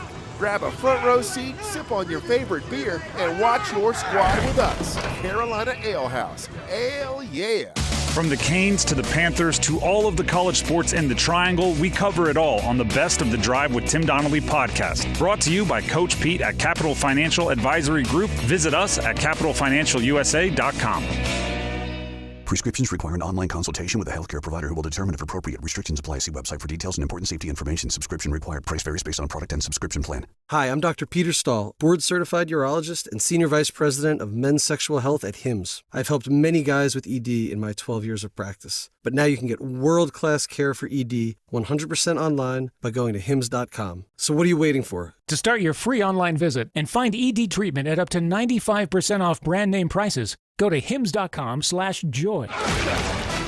This hour of the Triangle Sports Leader is powered by Ritchie Law Firm, injury lawyers. Ritchie Law is on top of it. Go to ritchielaw.com. That's ritchielaw.com. WCMC HD1 Holly Springs. Take us with you on radio, web, app, Alexa, and YouTube. 99.9 The Fan, the Triangle Sports Leader. They have not played dominant football for large portions of this season. So, no, I wouldn't think that you'd be able to make that argument with this Alabama football team, one that at times has played great football, at other times has played some questionable football. Also, too, think about this from the committee standpoint. Like, we can make that argument, but let's think about where the committee is on a couple of things with the Alabama schedule right now. Vanderbilt's not in their top 25. I believe they should be. I think that was a mistake that the committee made, but that's one that you lost on the road to a Vanderbilt football team that they don't even have ranked right now. So if you're talking about how your resume is going to stack up to some other schools, that's just one little thing that's going to work against the Crimson Tide. That's fun. That's just one thing that's going to work against.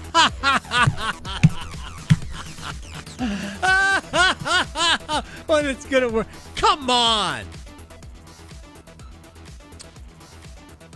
If they beat LSU, 2-loss Alabama, as long as they don't screw something up and like lose to Auburn, they'll be in the playoff. 2-loss Alabama. They beat Georgia. Regardless, they beat Georgia. And then the discussion. And I'm not saying that Alabama doesn't belong. That's nothing to do with that. But the notion that they won't get every benefit of the doubt is comedy. Comedy. In general, the SEC will get the benefit of the doubt, which may or may not be fair, to be honest. What is the goal? The goal is to get the best teams, right? And honestly, the way I look at it, and there's no living, breathing definition of it. The way I look at the playoff and the college basketball NCAA tournament is the way we determine who the best teams are isn't the eye test. No, it's what have you done? Who have you beaten? Who have you played? Where did you beat them? Where did you play them? What did the game look like, right? It's not, it is your resume. That is what determines who the best teams are. I think maybe the best way to say it is who are the most deserving teams. And again, I'll take this opportunity to say Florida State got screwed. Absolutely screwed. Why? It's not, I never looked at it as an anti-ACC thing, ever. Because had Jordan Travis been the quarterback, they wouldn't have denied Florida State entry based on being in the ACC. Florida State got screwed because they didn't have Jordan Travis, and the committee used that as an excuse to diminish everything they accomplished, because how could we have a playoff without the SEC? I don't think it's possible. It's laughable. So the only way the Alabama doesn't make it in is if they lose too many games. And for them, that number might be 4, because I don't think it's out of the realm of possibility that 3-loss Alabama gets in, but they probably would not. All right, I guess we should do Wall of Sound, huh? The Wall of Sound is a function of this studio. There's no doubt about it. You're still buzzing over another Hurricanes win? I know, it was a good one, too. Yeah, you know what else was good about last night? I thought last night was good because the game on Tuesday, Carolina won in spite of their goaltending. Mm-hmm. They didn't play well, but it was a game that, frankly, because they didn't allow a lot of shots at all, I think Philadelphia had 16 total. They had 10 in the first period and then 6 the rest of the way. They did not do enough to score 4 goals, but they did. And then Carolina needed Martin Necas's heroics late to win the game. They got bad goaltending. So last night was a good opportunity for Pyotr Kochetkov to bounce back, knowing that Anderson is going to be out for an extended period now. Rod Brindamore told me before the game. I asked him, we have an update on Freddie? Nope. I said, is Freddie closer to returning? He goes, nope. Yeah, not good. I don't believe Rod's thrilled about this. Yeah. But anyway, Brindamore on his goaltending considering the circumstances. Well, it's crucial. It's the most important position, obviously, in our game. And, we often say we don't necessarily need you to be that good, but tonight he was that good. It's just being consistent in that position, and he's been that. So tonight was a real good game. I think the other night maybe there was a couple you were like, but obviously tonight he was on it. I thought Kochetkov was excellent. The real difficulty for goaltenders is deflections, because the puck moves so fast, you just don't have time to react to it. So you're probably not going to alter your body to make a save. All you can do is hope that you are in the right position. And the more aggressive you are, the less room there is to beat you. And I thought that was what Kochetkov did well last night. He was more aggressively attacking shooters, which made it easier for him to make saves. He made a bunch on deflected shots. That is unusual. The football game last night ended with Baltimore winning 35-34 after the 35-34 after the Bengals had a 21-7 lead into the third quarter. So that's a blown lead. Bengals head coach Zach Taylor on the 1-4 record in close games. Yeah, we got to figure that out. We got to find a way to close out these games. We had our opportunity. We got down there, went for two, and just didn't work out for us. But this team's going to continue to put us in good positions, and there's going to be a point in the season where that turns, and we'll respond the right way from this game. We got a one-game season next week against the Chargers before the bye, and so we'll get our bodies right and get ready to go fight them. We were talking to Trey Wingo earlier. The Bengals at 4-6 with 7 games left need no worse than 5-2. Must be 5-2. I think they could go 6-1. But it's hard to become suddenly more successful in close games when right now almost all of your experience is negative in those situations. Because it's human nature to figure out how are we going to lose this. And not only did they lose a close game, but they lost a close game seemingly they had in their grasp. Fumble, Baltimore touchdown, punt, and then the next time they decided to go for it on 4th and 2 from the plus 34. I mean, the 51-yard field goals for kickers, including Cincinnati's kicker, are normally routine. Like, it used to be anything over 40 yards was really a roll of the dice. Now these guys are so good, it's almost routine out to 55. That's one of the great things about the evolution, I guess, of football. It's sort of like other sports. Now the three-point line, you can't move it back far enough. They'll shoot 37% if you moved it back another foot. They'd shoot 37% from there too. But you can't move it back far enough. Bomani Jones had an interesting idea. He said, make the court wider and then move the three-point line back. That would be interesting. Basically, widening the playing surface. Yeah. Interesting. Here's John Harbaugh on Lamar Jackson and what he did in the second half. What can you say? I mean, it's like, we have seen it before, and I just think he took that game on his shoulders, like he does. And I appreciate the other guys, with him, look at Tylan Wallace, look at Bate, what he did. Mark Andrews, the catches that he made, and Zay, the catches he made. The offensive line, I thought in the second half, the offensive line really did a great job in protection. It was really a group effort. I mean, Derek, the runs he made, those were tough, hard runs, tough yards, in there, and Justice as well. Justice had the screen pass that got us going there, the inside screen early. So It was definitely a group effort, but Lamar was the leader. Definitely a group effort by Lamar. Whatever that means. Think about that. No, but it's accurate. He is the team. It's accurate. Yeah. It was a group effort. Yeah. Lamar did everything, but look, they have a good team. Mm-hmm. Notice there were no defensive players mentioned there. It is hard to believe that the Baltimore Ravens, who have won 2 Super Bowls, based on the first one having maybe the greatest defense ever, and the second one being led by, in the twilight of his career, but still great, Ray Lewis. That team might not make the Super Bowl because their defense is bad. That is mind-blowing. I thought the Ravens always would have a great defense. Like the Steelers not having a good defense. Yeah, it happens. It's crazy, but it happens. Under Mike Tomlin, it doesn't. All right.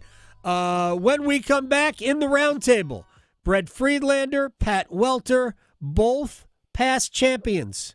They will join us next. Raleigh to Boone, Charlotte to Chapel Hill. Your Carolina is covered. Adam Gold on the North Carolina Sports Network. We're kicking it this fall with college football. Join 99.9 The Fan all season long and catch your favorite teams in action.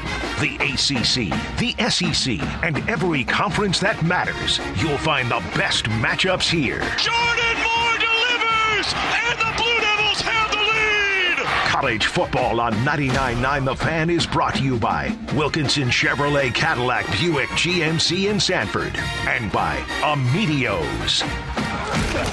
Adam Gold in studio with my man Sammy Hanna, owner-operator of the Aluminum Company of North Carolina. I tell people this all the time. If I am doing a commercial for somebody, I am vouching for who they are and what they do. You guys do great work, but your customer service stands above all the great work that you do. Adam, I truly appreciate that testimonial. And yeah, we try to take pride in our customer service and meet and exceed our homeowners' expectations on all their home improvement needs. Obviously, there's many companies out there that do what we do. If you Google home improvements, Raleigh, you're going to get many, many companies. But you're not going to find too many companies out there that have a 4.9 rating and over 800 Google reviews and over 7,000 Guild quality reviews. It takes a lot of work on our part to make sure we meet and exceed all your expectations on customer service. And we're going to continue to do so because that's why we've been in business since 1961. I have used the Aluminum Company. I have not heard anyone that had anything but incredible things to say about all of you, and that is amazing. That's a testimony to how you guys do it. Aluminum Company of North Carolina, aluminumcompany.com. It's bow time.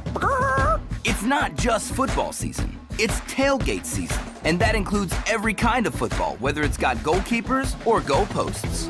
The kick is good! Because it doesn't matter where or how you tailgate. When you've got crispy chicken and fluffy buttermilk biscuits from Bojangles, your tailgate is better than great. It's legendary. Head to Bojangles and order your tailgate box with boldly seasoned chicken, fixins, biscuits, and legendary iced tea today. It's bow time. Planning a tailgate? Then it's bow time. Bojangles has everything you need for the perfect tailgate, no matter how many fans you're trying to feed. There's the original tailgate, the super tailgate, and for a really big crowd, the jumbo tailgate special. And if you like your chicken off the bone, choose the Supreme's tailgate special that includes 12 perfectly seasoned tenderloin fillets. So grab the tickets, get that Bojangles tailgate special, and go. It's bow time. 'Tis the season for family and friends. 'Tis the season for gifting. And 'tis the season for making holiday dreams come true. 'Tis the season for using the old-timey contraction 'tis. And 'tis the time of year for holiday scratch-offs. With over $85 million in total prizes, 'tis the best gift of all. 'Tis the season to gift endless joy with holiday scratch-offs from the North Carolina Education Lottery. Must be 18 to play. Approximate overall odds of winning range from 1 in 3.06 to 9.95. Problem gambling helpline 877-718-5543.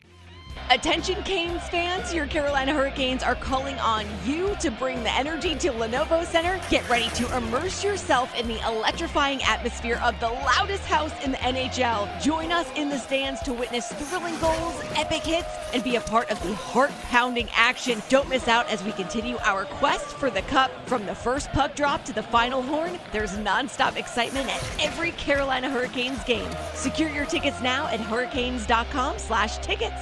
Let's go, Canes. Lowe's knows that to win the job, pros need the best prices. That's why only at Lowe's, MVP's Pro Rewards members can get a volume discount on eligible orders as low as $1,500 at the Pro Desk. That means you get the prices you need to start any job, small or large. Because Lowe's knows pros. Valid in-store only. More terms and restrictions apply. Visit Lowe's.com/terms or Pro Desk for details. This is Adam Gold. Dan on Twitter, who you got? Robert Plant or Elvis Presley? That is actually very difficult because I don't want to disrespect Elvis Presley. I think it's Elvis. It's very, very close. And that is an incredible question. The Adam Gold Show.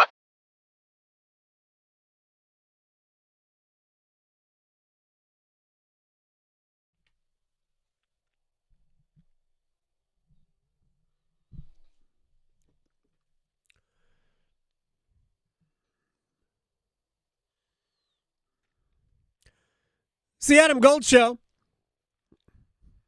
I'm Adam Gold. That is Victoria. She's on the ones and twos. And I believe Justin Timberlake is bringing us back here because Brett Friedlander and Pat Welter are huge JT fans. They will be our contestants in today's Roundtable. Camelot. It's only a model. First, let's get this, out in the open. Brett, you're a big JT fan? Actually, I am, because my daughter was very, very partial to NSYNC rather than the Backstreet Boys back in the day, and she is of that age, so I had to deal with all that. Yeah, I'm a big Brett. JT fan. Yeah, although Lance was my favorite, though. Really? Big Lance Bass guy. Okay. Yeah. I got no problem. He went to space, man. He went to space. Okay, it's probably good. If you go to space, you get a leg up, very, very high up. The concert I went to during the I guess it was the 2020 album at then PNC Arena, one of the best concerts I have ever been to. Pat Welter, you also a big JT fan? I mean, I don't think I've ever heard anyone say they're a huge Lance Bass fan, so that's a first. That's why Brett's on. Brett is awesome. Yeah. But yeah, we're bringing sexy back. I feel like me and my nice. wife kind of met in the bars back in college when that kind of song was playing. So yeah, JT, let's go. We're setting a sensual vibe here on the Roundtable to start. I like it. Hey, what? Oh my God, is Pat saying that I could be his father? Oh my gosh, no. Let's pretend not. What comes around goes around, and we'll leave it at that. All right, let's get right to this. Let's start with a game. We never do that. Let's start with a game, Brett Friedlander and Pat Welter. Brett, of course, Saturday Down South, ACC columnist, Pat with WRAL TV5. Let's start with the State-Duke game. Duke has played well but figured out ways to lose. I still don't know how they didn't beat SMU with all the gifts that Rhett Lashley's team gave them at Wallace Wade Stadium. They ran out of gas against Miami. I think State's playing well, and I think State's doing the things right now that will give Duke problems. I like the Wolfpack in this game, Brett. How do you see this? I'm going to throw a different curve at you in that, the narrative of this game is that these are teams headed in opposite directions. And in one way it is because State has won 2 in a row, Duke has lost 2 in a row. Duke has lost the 2 games to SMU and Miami, the teams that are going to play for the championship of the ACC in Charlotte on December 7th. State has beaten Stanford and Cal, the 2 worst teams in the league. So I will tell you, I think they're still heading in the same trajectories that they were before 2 games ago. And I think Duke is going to win this game because I think they're the better team and the better defense. That is all well reasoned out. You must do this for a living, Pat. Yeah, right? Yeah, I think my question is, which NC State team are we going to see? Like, how much of what we saw against Stanford is transferable? Because I think what we saw there was offensive line play for really the first time all season for the Wolfpack, and it completely unlocked the offense. People are like, where has this been all year long? Where has the running game been? Where has this CJ Bailey been? And that's what happens when you block. And I think Duke, they don't necessarily bring a supreme elevated difference of talent, but they bring a consistency on the defensive side of the ball that's going to be a challenge for NC State. But I am personally buying the progression of CJ Bailey. Dare I say, I've seen some shades of a young C.J. Stroud in our C.J. Bailey here in Raleigh. So I really like what I'm seeing. I don't know, 59 points certainly isn't going to happen, but I think Duke has a limitation offensively. We saw it last week versus Miami, and I think NC State's going to be able to put up a little bit of points. It's going to be hard for Duke to keep up. If his initials were JT, would you compare him to C.J. Stroud? Let me go back to Pat for this. Who's the best player on the field in this game? Wow. I'm going to go. I wish I could say it was Peyton Wilson because he seemed like he could play last week when they. He's busy. He's otherwise busy this weekend. But yeah, I mean, I think it's not the quarterbacks for Duke, right? Like you want to say, like, oh, how is Duke so good? It's not him. They're winning with their defense, and I do think it is C.J. Bailey. I think what he's doing this year as a true freshman is pretty special, and the fact that we're now having fears behind the scenes, if you're a Wolfpack fan, of like him getting poached in NIL is a very modern college football problem. But I think it speaks to what we're seeing here, and probably what schools around the country are seeing here, probably what Miami is seeing as they look to replace Cam Ward. So I do think it's C.J. Bailey. I continue to be impressed by him. I want you to answer that question as well, Brett, but I also want you to address how much different would we be looking at this game had Duke been able to make a field goal in the fourth quarter against SMU?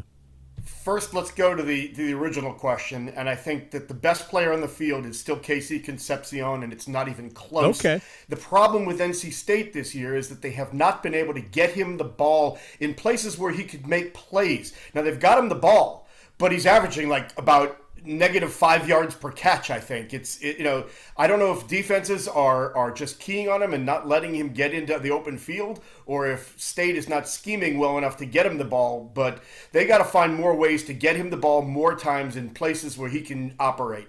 That's number one.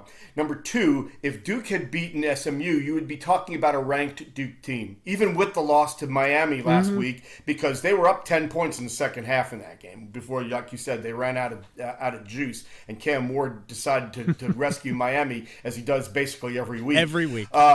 But this would definitely be a much different dynamic between these two teams, because you talk about a ranked Duke team going into Carter Finley and a chance for NC State to really kind of salvage its season and do something worthwhile.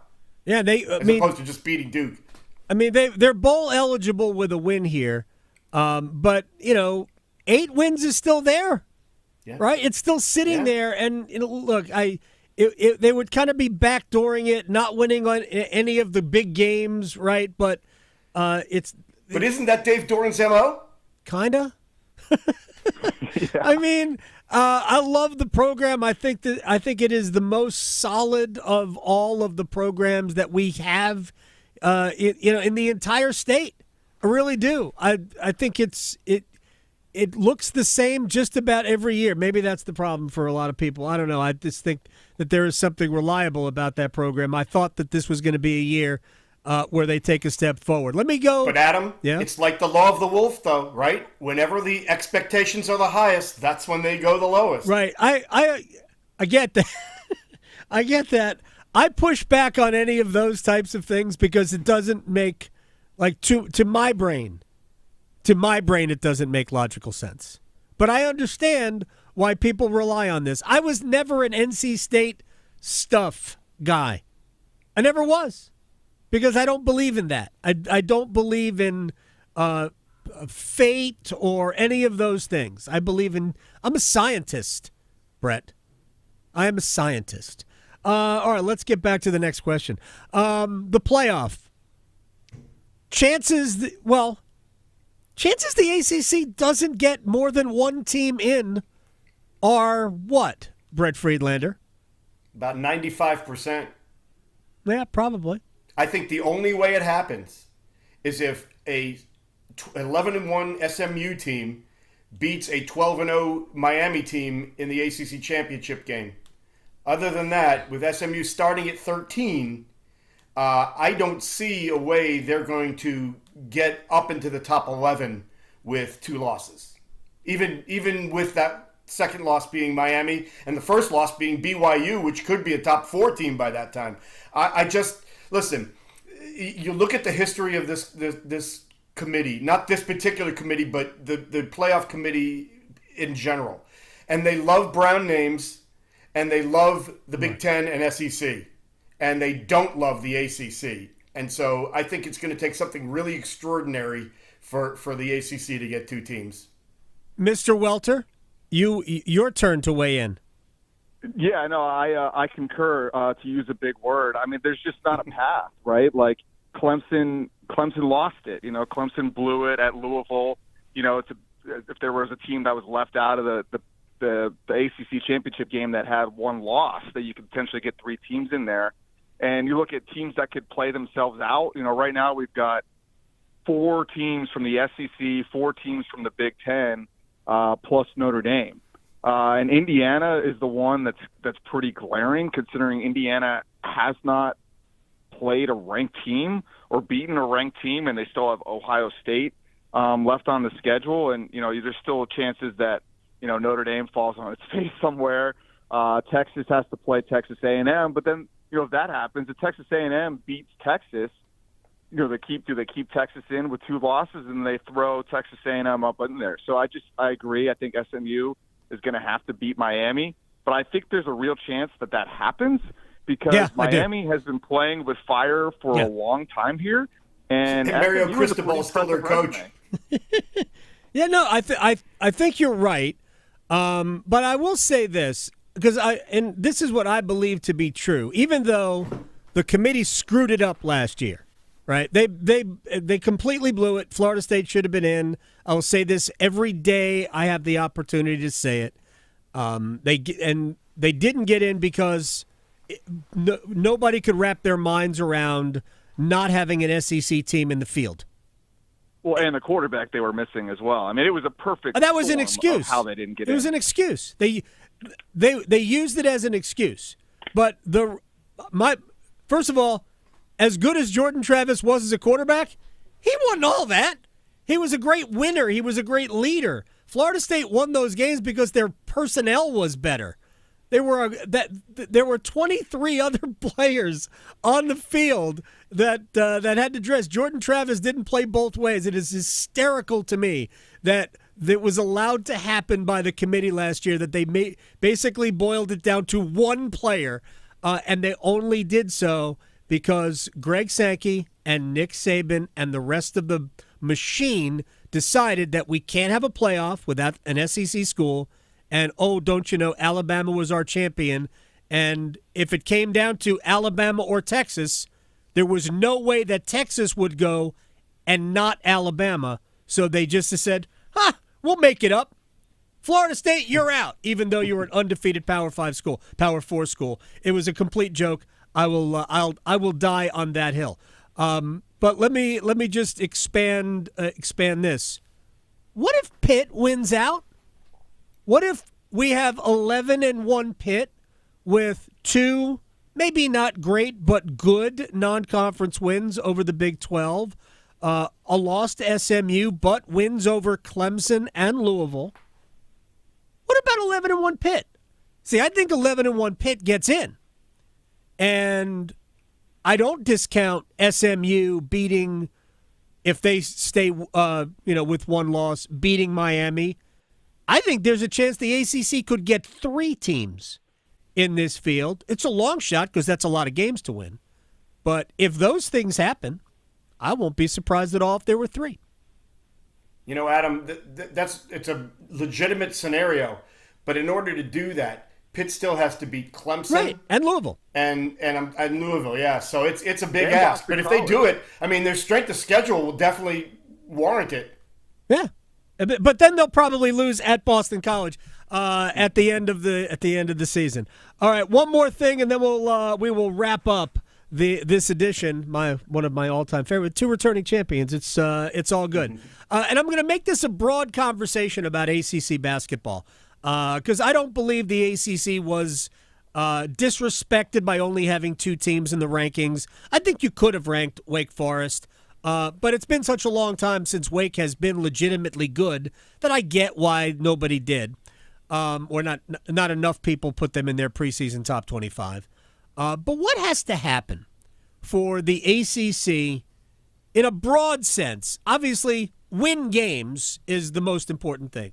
But what has to happen for the ACC to be taken not more seriously, but to be treated like SEC football? Pat, what do you think it is? Well, I think it starts with games like we have tonight with UNC playing Kansas. Now, UNC isn't exactly the example because they're going to get benefit of the doubt when some of these other programs won't. Right. But the point is that you have to win these kind of high-profile, out-of-conference games at the beginning of the year because for whatever reason, our net rankings disproportionately rate those and prop those up, and then they're talking points for the national media the rest of the year. So if you're a team like Pittsburgh, if you're NC State, Louisville, Wake Forest, these teams that have a legitimate chance to make the NCAA tournament, you can't just beat up on each other all year in the ACC conference. You got to have some out-of-conference wins to show for it. So it's funny, we're like, a lot of people don't start paying attention to college basketball until January, but some of these things are won and lost right now. Yeah. And it starts with a big game tonight for UNC at Kansas. What do you think the answer to the question is, Brett? Well, I'm going to go bigger picture because those games that he mentioned are huge. Winning those is a great step forward, including tomorrow. Tomorrow when Tennessee goes to Louisville. But I think the big thing is for Louisville to be as good as I think they're going to be, and for Cal and Stanford and Boston College to be at least competitive, so that you don't have that anchor at the bottom of the league, so that the analytics are, instead of playing quad 4 conference games, everything is a quad 2 or a quad 3 at the very worst. Right. And then the other thing is, this time of year, win the big games, but especially don't lose to Nichols State or Colorado School of the Mines or any of the directional schools.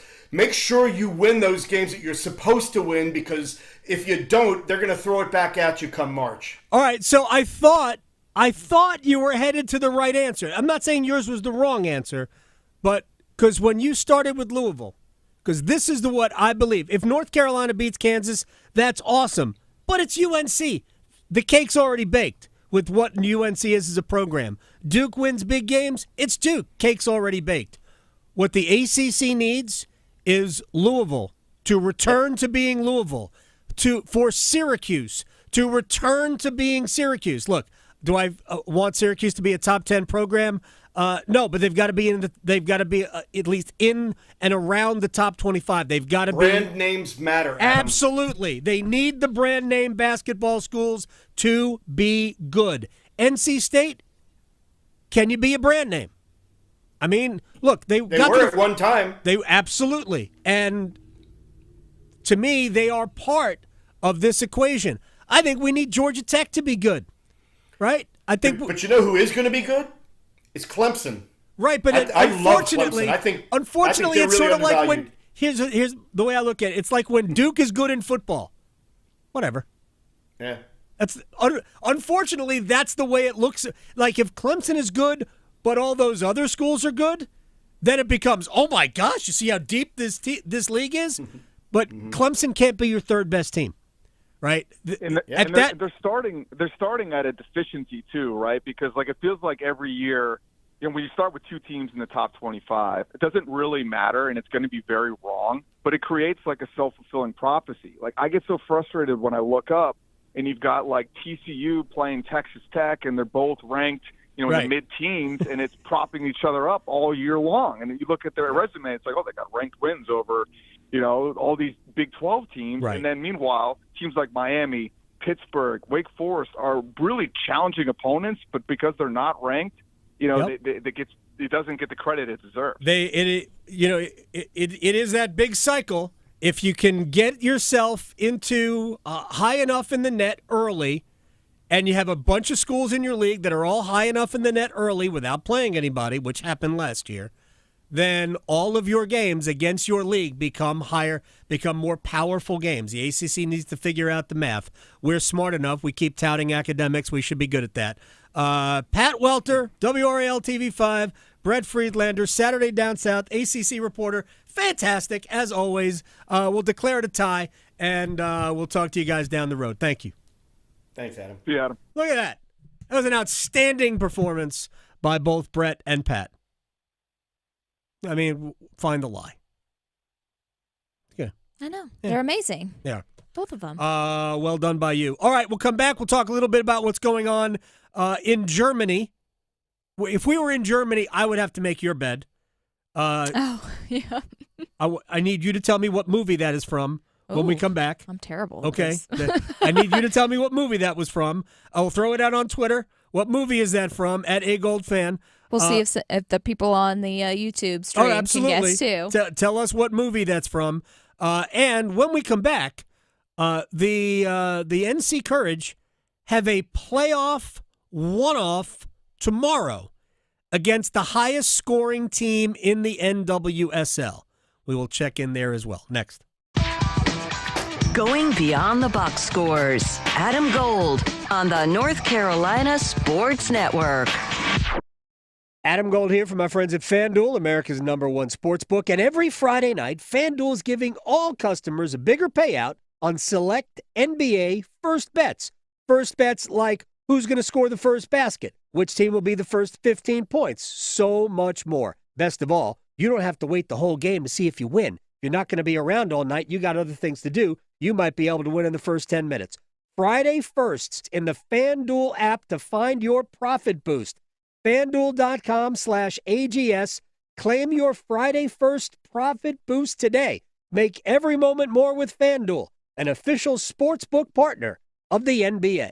21 and over and present in North Carolina. Opt-in required. Max wager amount applies. Bonuses issued as non-withdrawable profit boost tokens. Restrictions apply, including token expiration. See terms for both offers at sportsbook.fanduel.com. Gambling problem? Call 877-718-5543 or visit morethanagame.nc.gov. At North Carolina Farm Bureau Insurance, we believe that getting to know you is the best way to protect what you love most. We have friendly agents in every county to help you prepare for the unexpected. And when life doesn't go as planned, our award-winning claims team will be with you every step of the way. Find a local agent today at ncfbins.com. North Carolina Farm Bureau Insurance. Helping you is what we do best. Healthcare.gov has plans for health because you have plans for life. All plans cover doctor visits and emergency care to keep you and your family running strong. All plans cover hospital stays and prescriptions so you can have peace of mind. Visit healthcare.gov to explore health plans from the brands you know. 4 out of 5 customers can find a health plan for $10 or less per month with financial help. Enroll at healthcare.gov by December 15th for coverage starting January 1st. Paid for by the U.S. Department of Health and Human Services.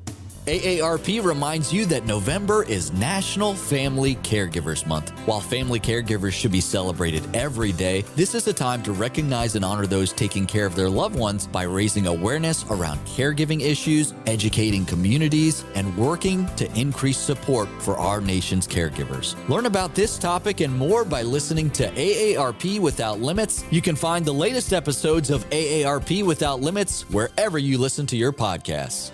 Psst. Hello there, it's me, your internal clock. Yes, the one you sleep through on weekends. You've probably heard my TikToks, but I'm straight up sounding the bell now. It's almost time to start applying for college. That means you got transcripts to gather, letters of rec to request, and campus tours to schedule. But hey, we've got time, and we've got CFNC. CFNC.org can help us plan, apply, and pay for college. We got this, trust me. Just visit CFNC.org to help us stay on time.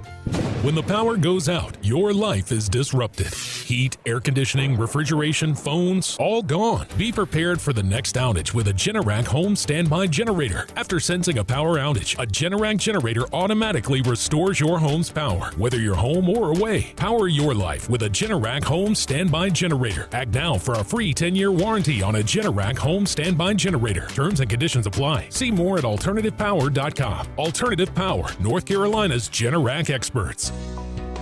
From the food we eat to the clothes we wear, agriculture touches every corner of our daily lives. I'm Lee Ivey, Director of the Agricultural Institute at NC State University. With the world's population growing, we need people equipped and trained to meet the needs of our future. In our program, we rise to meet that challenge every day, and our students are engaged and invested. Learn more about our program online by searching NC State Ag Institute. 2 years, 1 degree, endless possibilities. This is Adam Gold. Georgia needs Alabama to beat LSU right now. And Georgia fans are beside themselves thinking that they have to root for Alabama for anything.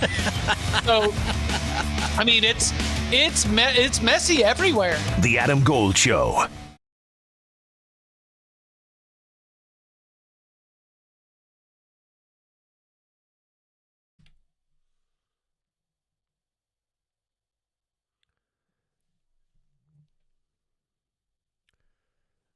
It's the Adam Gold Show. I am Adam Gold. Victoria producing the program.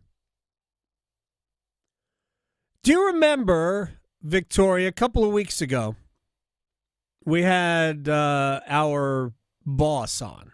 Yeah. Remember? Mm-hmm. And we were talking about would the, the whole crux of the conversation was, could the Tampa Bay Rays play in Durham because their stadium doesn't have a lid? A roof, yes. Mm-hmm. Presents a problem. So we talked about that. But at the end, we talked about the future of Major League Baseball here. And Mr. Goodman went on I thought a thoughtful and appreciated as well, but a thoughtful rant about how we do not take better care of one of our beacons of sport here. Yes. And that is the NC Courage. He was right. I'm not going to get into some of the things we discussed about that, but he was right. But they are in the playoffs. They finished 5th in the NWSL, and they are at the high-scoring, high-flying Kansas City Current tomorrow, a noon match. 57 goals in 26 games the Current scored. That is insanity. It's a lot. Insanity. Jake Levy with the Courage joins us now on the Adam Gold Show. All right. How do we go about the business of slowing them down? Although, in the 2 matches between these two this year, the Courage held them to a combined total of 2 goals, 1 win, a 2-1 win, and 1 loss, a 1-0 loss. So defense has worked against that side, although expected goals was pretty crazy. Yeah. Hey, Adam. How you doing? First of all, thanks for having me on and giving us a little bit of shine here as the Courage get ready to go back to the playoffs. Kind of crazy, 7th time in 8 years. This team's in the postseason. Been extremely successful year after year, and excited to be back in it. I think the expanded playoff this year with 8 teams, and it just shows the parity of this league. Of the 14, anybody can beat anybody on any given day. We had a great comeback win against them at our place back in September. That was the most recent game we had with them. So we have the fondest memory is most recent, but we also played them in the Summer Cup semifinal here at CPKC Stadium. So this is the 4th time we're playing them this year. So very familiar with what they have. They're a very, very good team. Should be a really good matchup. 2 kind of contrasting styles. Kansas City, very direct. They've got the speed up top. They can really burn after you versus our style is much more possession-based. We've held the edge in possession every single game this year. Right. So it's been really impressive the way we've kind of committed to our style. And, Sean was asked in his press conference yesterday if you make any kind of adjustments for a postseason one-and-done situation, and he was adamant that, we stick to our game plan, we stick to our style, and that's what's kind of gotten us here. So you dance with that partner. Jake Levy with the NC Courage is joining us here on the Adam Gold Show. So I mentioned before they've scored 57 goals in 26 league matches. Temwa Chewinga from the Current set a record 20 goals. What is the plan? Do you bracket her? because they have other good players too. Because she didn't score all of their goals, only 20 of them, right? Only 20 of them, and assisted on 6 others. So does there have to be a special plan for her? I mean, look, there's really good talent all across their team. You can't really focus on one player because then that takes away attention from somebody else. I mean, anyone who's followed the Courage knows how good Dabinia is. Right. Dabinia had 6 goals for them this year. So they have so many different ways that they can be dangerous. I think it's, about just controlling the ball where we can. We like to play with the ball. We'd like to play a possession, a beautiful style of soccer. And, if we can do that and avoid giveaways in dangerous areas, that's kind of how they got us last time. Dangerous spot giveaways led to some easy looks. And if we can take care of the business on our side, I think we'll be just fine. One of the things that, just to refer back to my conversation with my boss about this team, this franchise, is that you don't have to go back that far where the Courage were the gold standard, not just in the NWSL, but in international women's football. Now, just as a point of reference, right now in front of me, I've had ESPN2 on all day. I didn't realize this was going to happen, but the Women's Super League is on. Yep. Look, Man City and Tottenham. Arsenal just played Brighton earlier today. So the sport is growing and growing and growing, and that league has sort of pulled some players out of the NWSL. But what has been the path back for this franchise? Because, again, it's not that long ago where this was the best franchise in best team, best club in the world in women's football. What has been the path back? I mean, I got to give Sean Nahas a ton of credit for what he's done. I mean, we've completely transformed this roster in the 2 years that I've been here. We've had 30 different players come and go, and we're just not the same team. We have a few players, from those 17, 18, 19 years. Obviously, Denise O'Sullivan, our captain, was a big part of those. But then even the players that are here, Kaylee Kurtz, who's a 3-time Iron Woman, Ryan Williams, they didn't really get on the field in those 17, 18, 19 years. And now there are kind of key players. Ryan Williams just signed a 3-year contract extension. We're thrilled about that. She's been probably, if not one of the best right backs in this league, and continues to progress and grow every single year. And it's been really incredible to watch. So completely changing from playing that box and the directional and outrun and outpace people when we had Lynn Williams up top. Yeah. We had Sam Ewis, and you had all these U.S. superstars that were on this team. Now we're playing more as a unit. We're playing where 11 people are factoring into everything that we do. So the possession style, being very connected, being very intentional, it's a process. So as Sean has kind of instilled what he wants to do, we saw the foundation of it last year, and now this year we're seeing more of it, but it's been hard because we haven't been healthy. Really, right. Outside of 30 minutes this year, we haven't had our entire roster available to us. Caroline, the MVP of this league last year, didn't get back until October. So she's got to get in the fold. And Ashley Sanchez, who we acquired in the offseason, they still have to figure out that chemistry, and they're getting better and better every day. As we add these pieces, like the exciting Aline Gomes, who comes from Brazil as well, and she's a teenager, but she's made an immediate impact on our front line. We didn't get her until August. So all of these pieces that are coming together, if we can get everybody on the same page and clicking, and I think that's going to lead us into some really good spots. But, to answer your question, it's been a complete overhaul of what Sean's done. It's created a new process. We find players intentionally. Denise O'Sullivan, probably the best center midfielder in the world by a lot of accounts. And then you add in Narumi Miura, who people don't talk about enough, from Japan. She's been phenomenal as well, and those two have formed an outstanding pair in the midfield throughout the year. So some consistency there, and then kind of building this new style and continuing to layer in different things and grow as a unit and grow as a team. And now we're kind of seeing the results of it. You're also missing a super sub in Brianna Pinto, who scored the game winner, the match winner, back in September against the Current. I know that she's supposed to be back in a couple of weeks, which means that you guys got a job to do, which is to go to Kansas City and hold them down so she can come back to play. So what is the path forward if it goes well tomorrow at noon? Yeah, so there's two options. So tonight's game is also very important for us. It's a fixed bracket, just like you would see in March Madness, right? So we're in the 4-5. We know we're playing the winner of the 1-8 game. So Orlando, the Shield winner, had a phenomenal year. They're hosting Chicago, the 8 seed, tonight at 8 o'clock on Amazon Prime. If Chicago were to pull off the upset, then the winner of our game tomorrow would host a semifinal next week.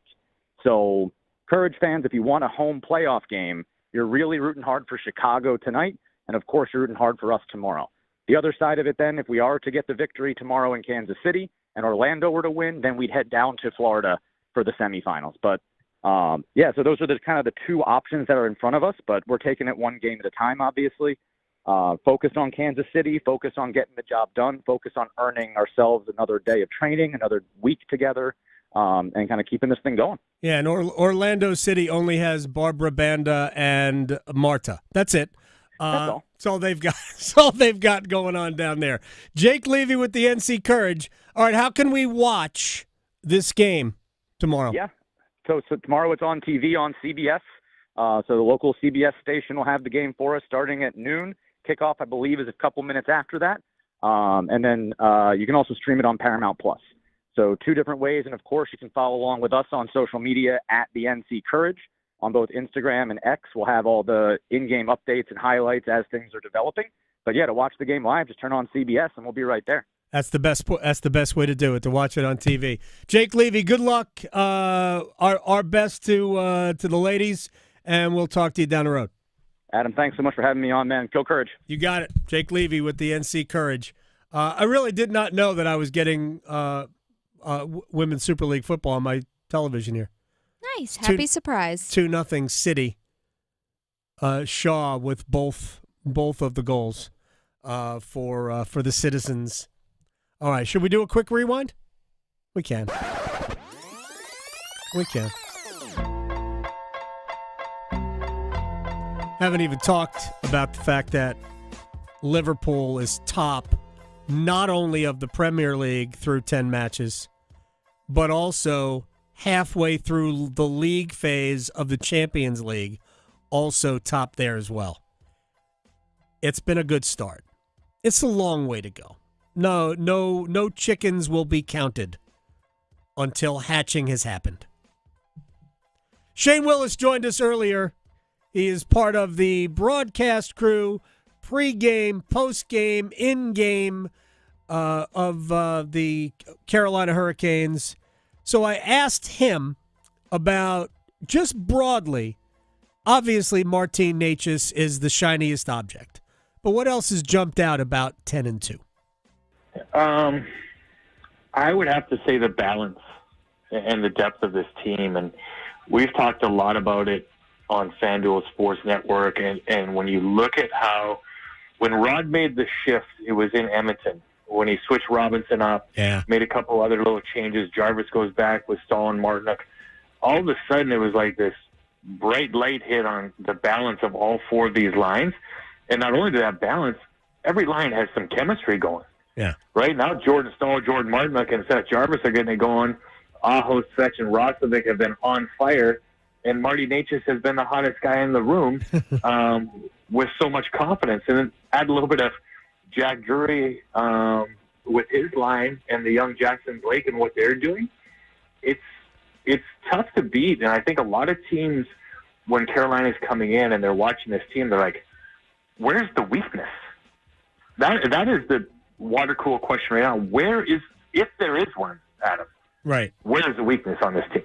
Because I can't give you one through this short, again, we're in a short runway so far, the first month of the season. But right now, I can't see where there's a weakness in this team saying, oh, they better start working on this. Well, I agree with everything that Shane Willis just said. Look, the Hurricanes might not have, well, it remains to be seen, but certainly through 12 games, it looks like they have one of those players at this point in Martin Necas. So they might not have, that. But every one of the lines, all four of the lines that Rod has been putting out there, has shown the ability to take over. I'm not even joking. Later on in that conversation, if you want to find it on the Best of the Adam Gold Show podcast later, you can. It's there. The Jack Drury, Jackson Blake, William Carrier line, I'm watching it last night and going, they're doing the exact same things that the Stahl line does. The puck doesn't leave the zone. Now, they do it differently. They don't do it as giant humans because Jordan Stahl is bigger than everybody. But Drury and Blake and Carrier have been absolutely dynamite as a trio. And once they smell the puck, they're getting it. And then you have the skill of Blake on that line, which has been remarkable. I think I made some comparisons. I called Seth Jarvis the bee at the picnic. Oh, okay. Right? Yeah. I mean, he's spunky like that. He's all over the place. You can't get rid of him. And Jackson Blake is like a smaller bee at the picnic. Maybe ants, but ants are annoying. Well, bees are annoying too for people who are allergic. Absolutely. But look, it wasn't even their best last night. They maxed out, absolutely maxed out in their goals. Like that was not a 5-goal output. I mean, it was a 5-goal output, but it was not a 5-goal performance. That to me was like a 3-goal performance, but they scored 5, so they made it easy. They are a very, very good team. Hurricanes fans should be pretty excited about it. Colorado tomorrow, Vegas Monday, Utah Wednesday, and then home against Ottawa. Victoria, have a wonderful weekend. Thank you very much. And we'll see everybody back here Monday when the Panthers come back from Germany with a win. Raleigh to Boone, Charlotte to Chapel Hill. Your Carolina is covered. Adam Gold on the North Carolina Sports Network. Listen every afternoon for The Drive with Tim Donnelly. The Panthers finally won a game, but let's not forget who did it. Leading the team in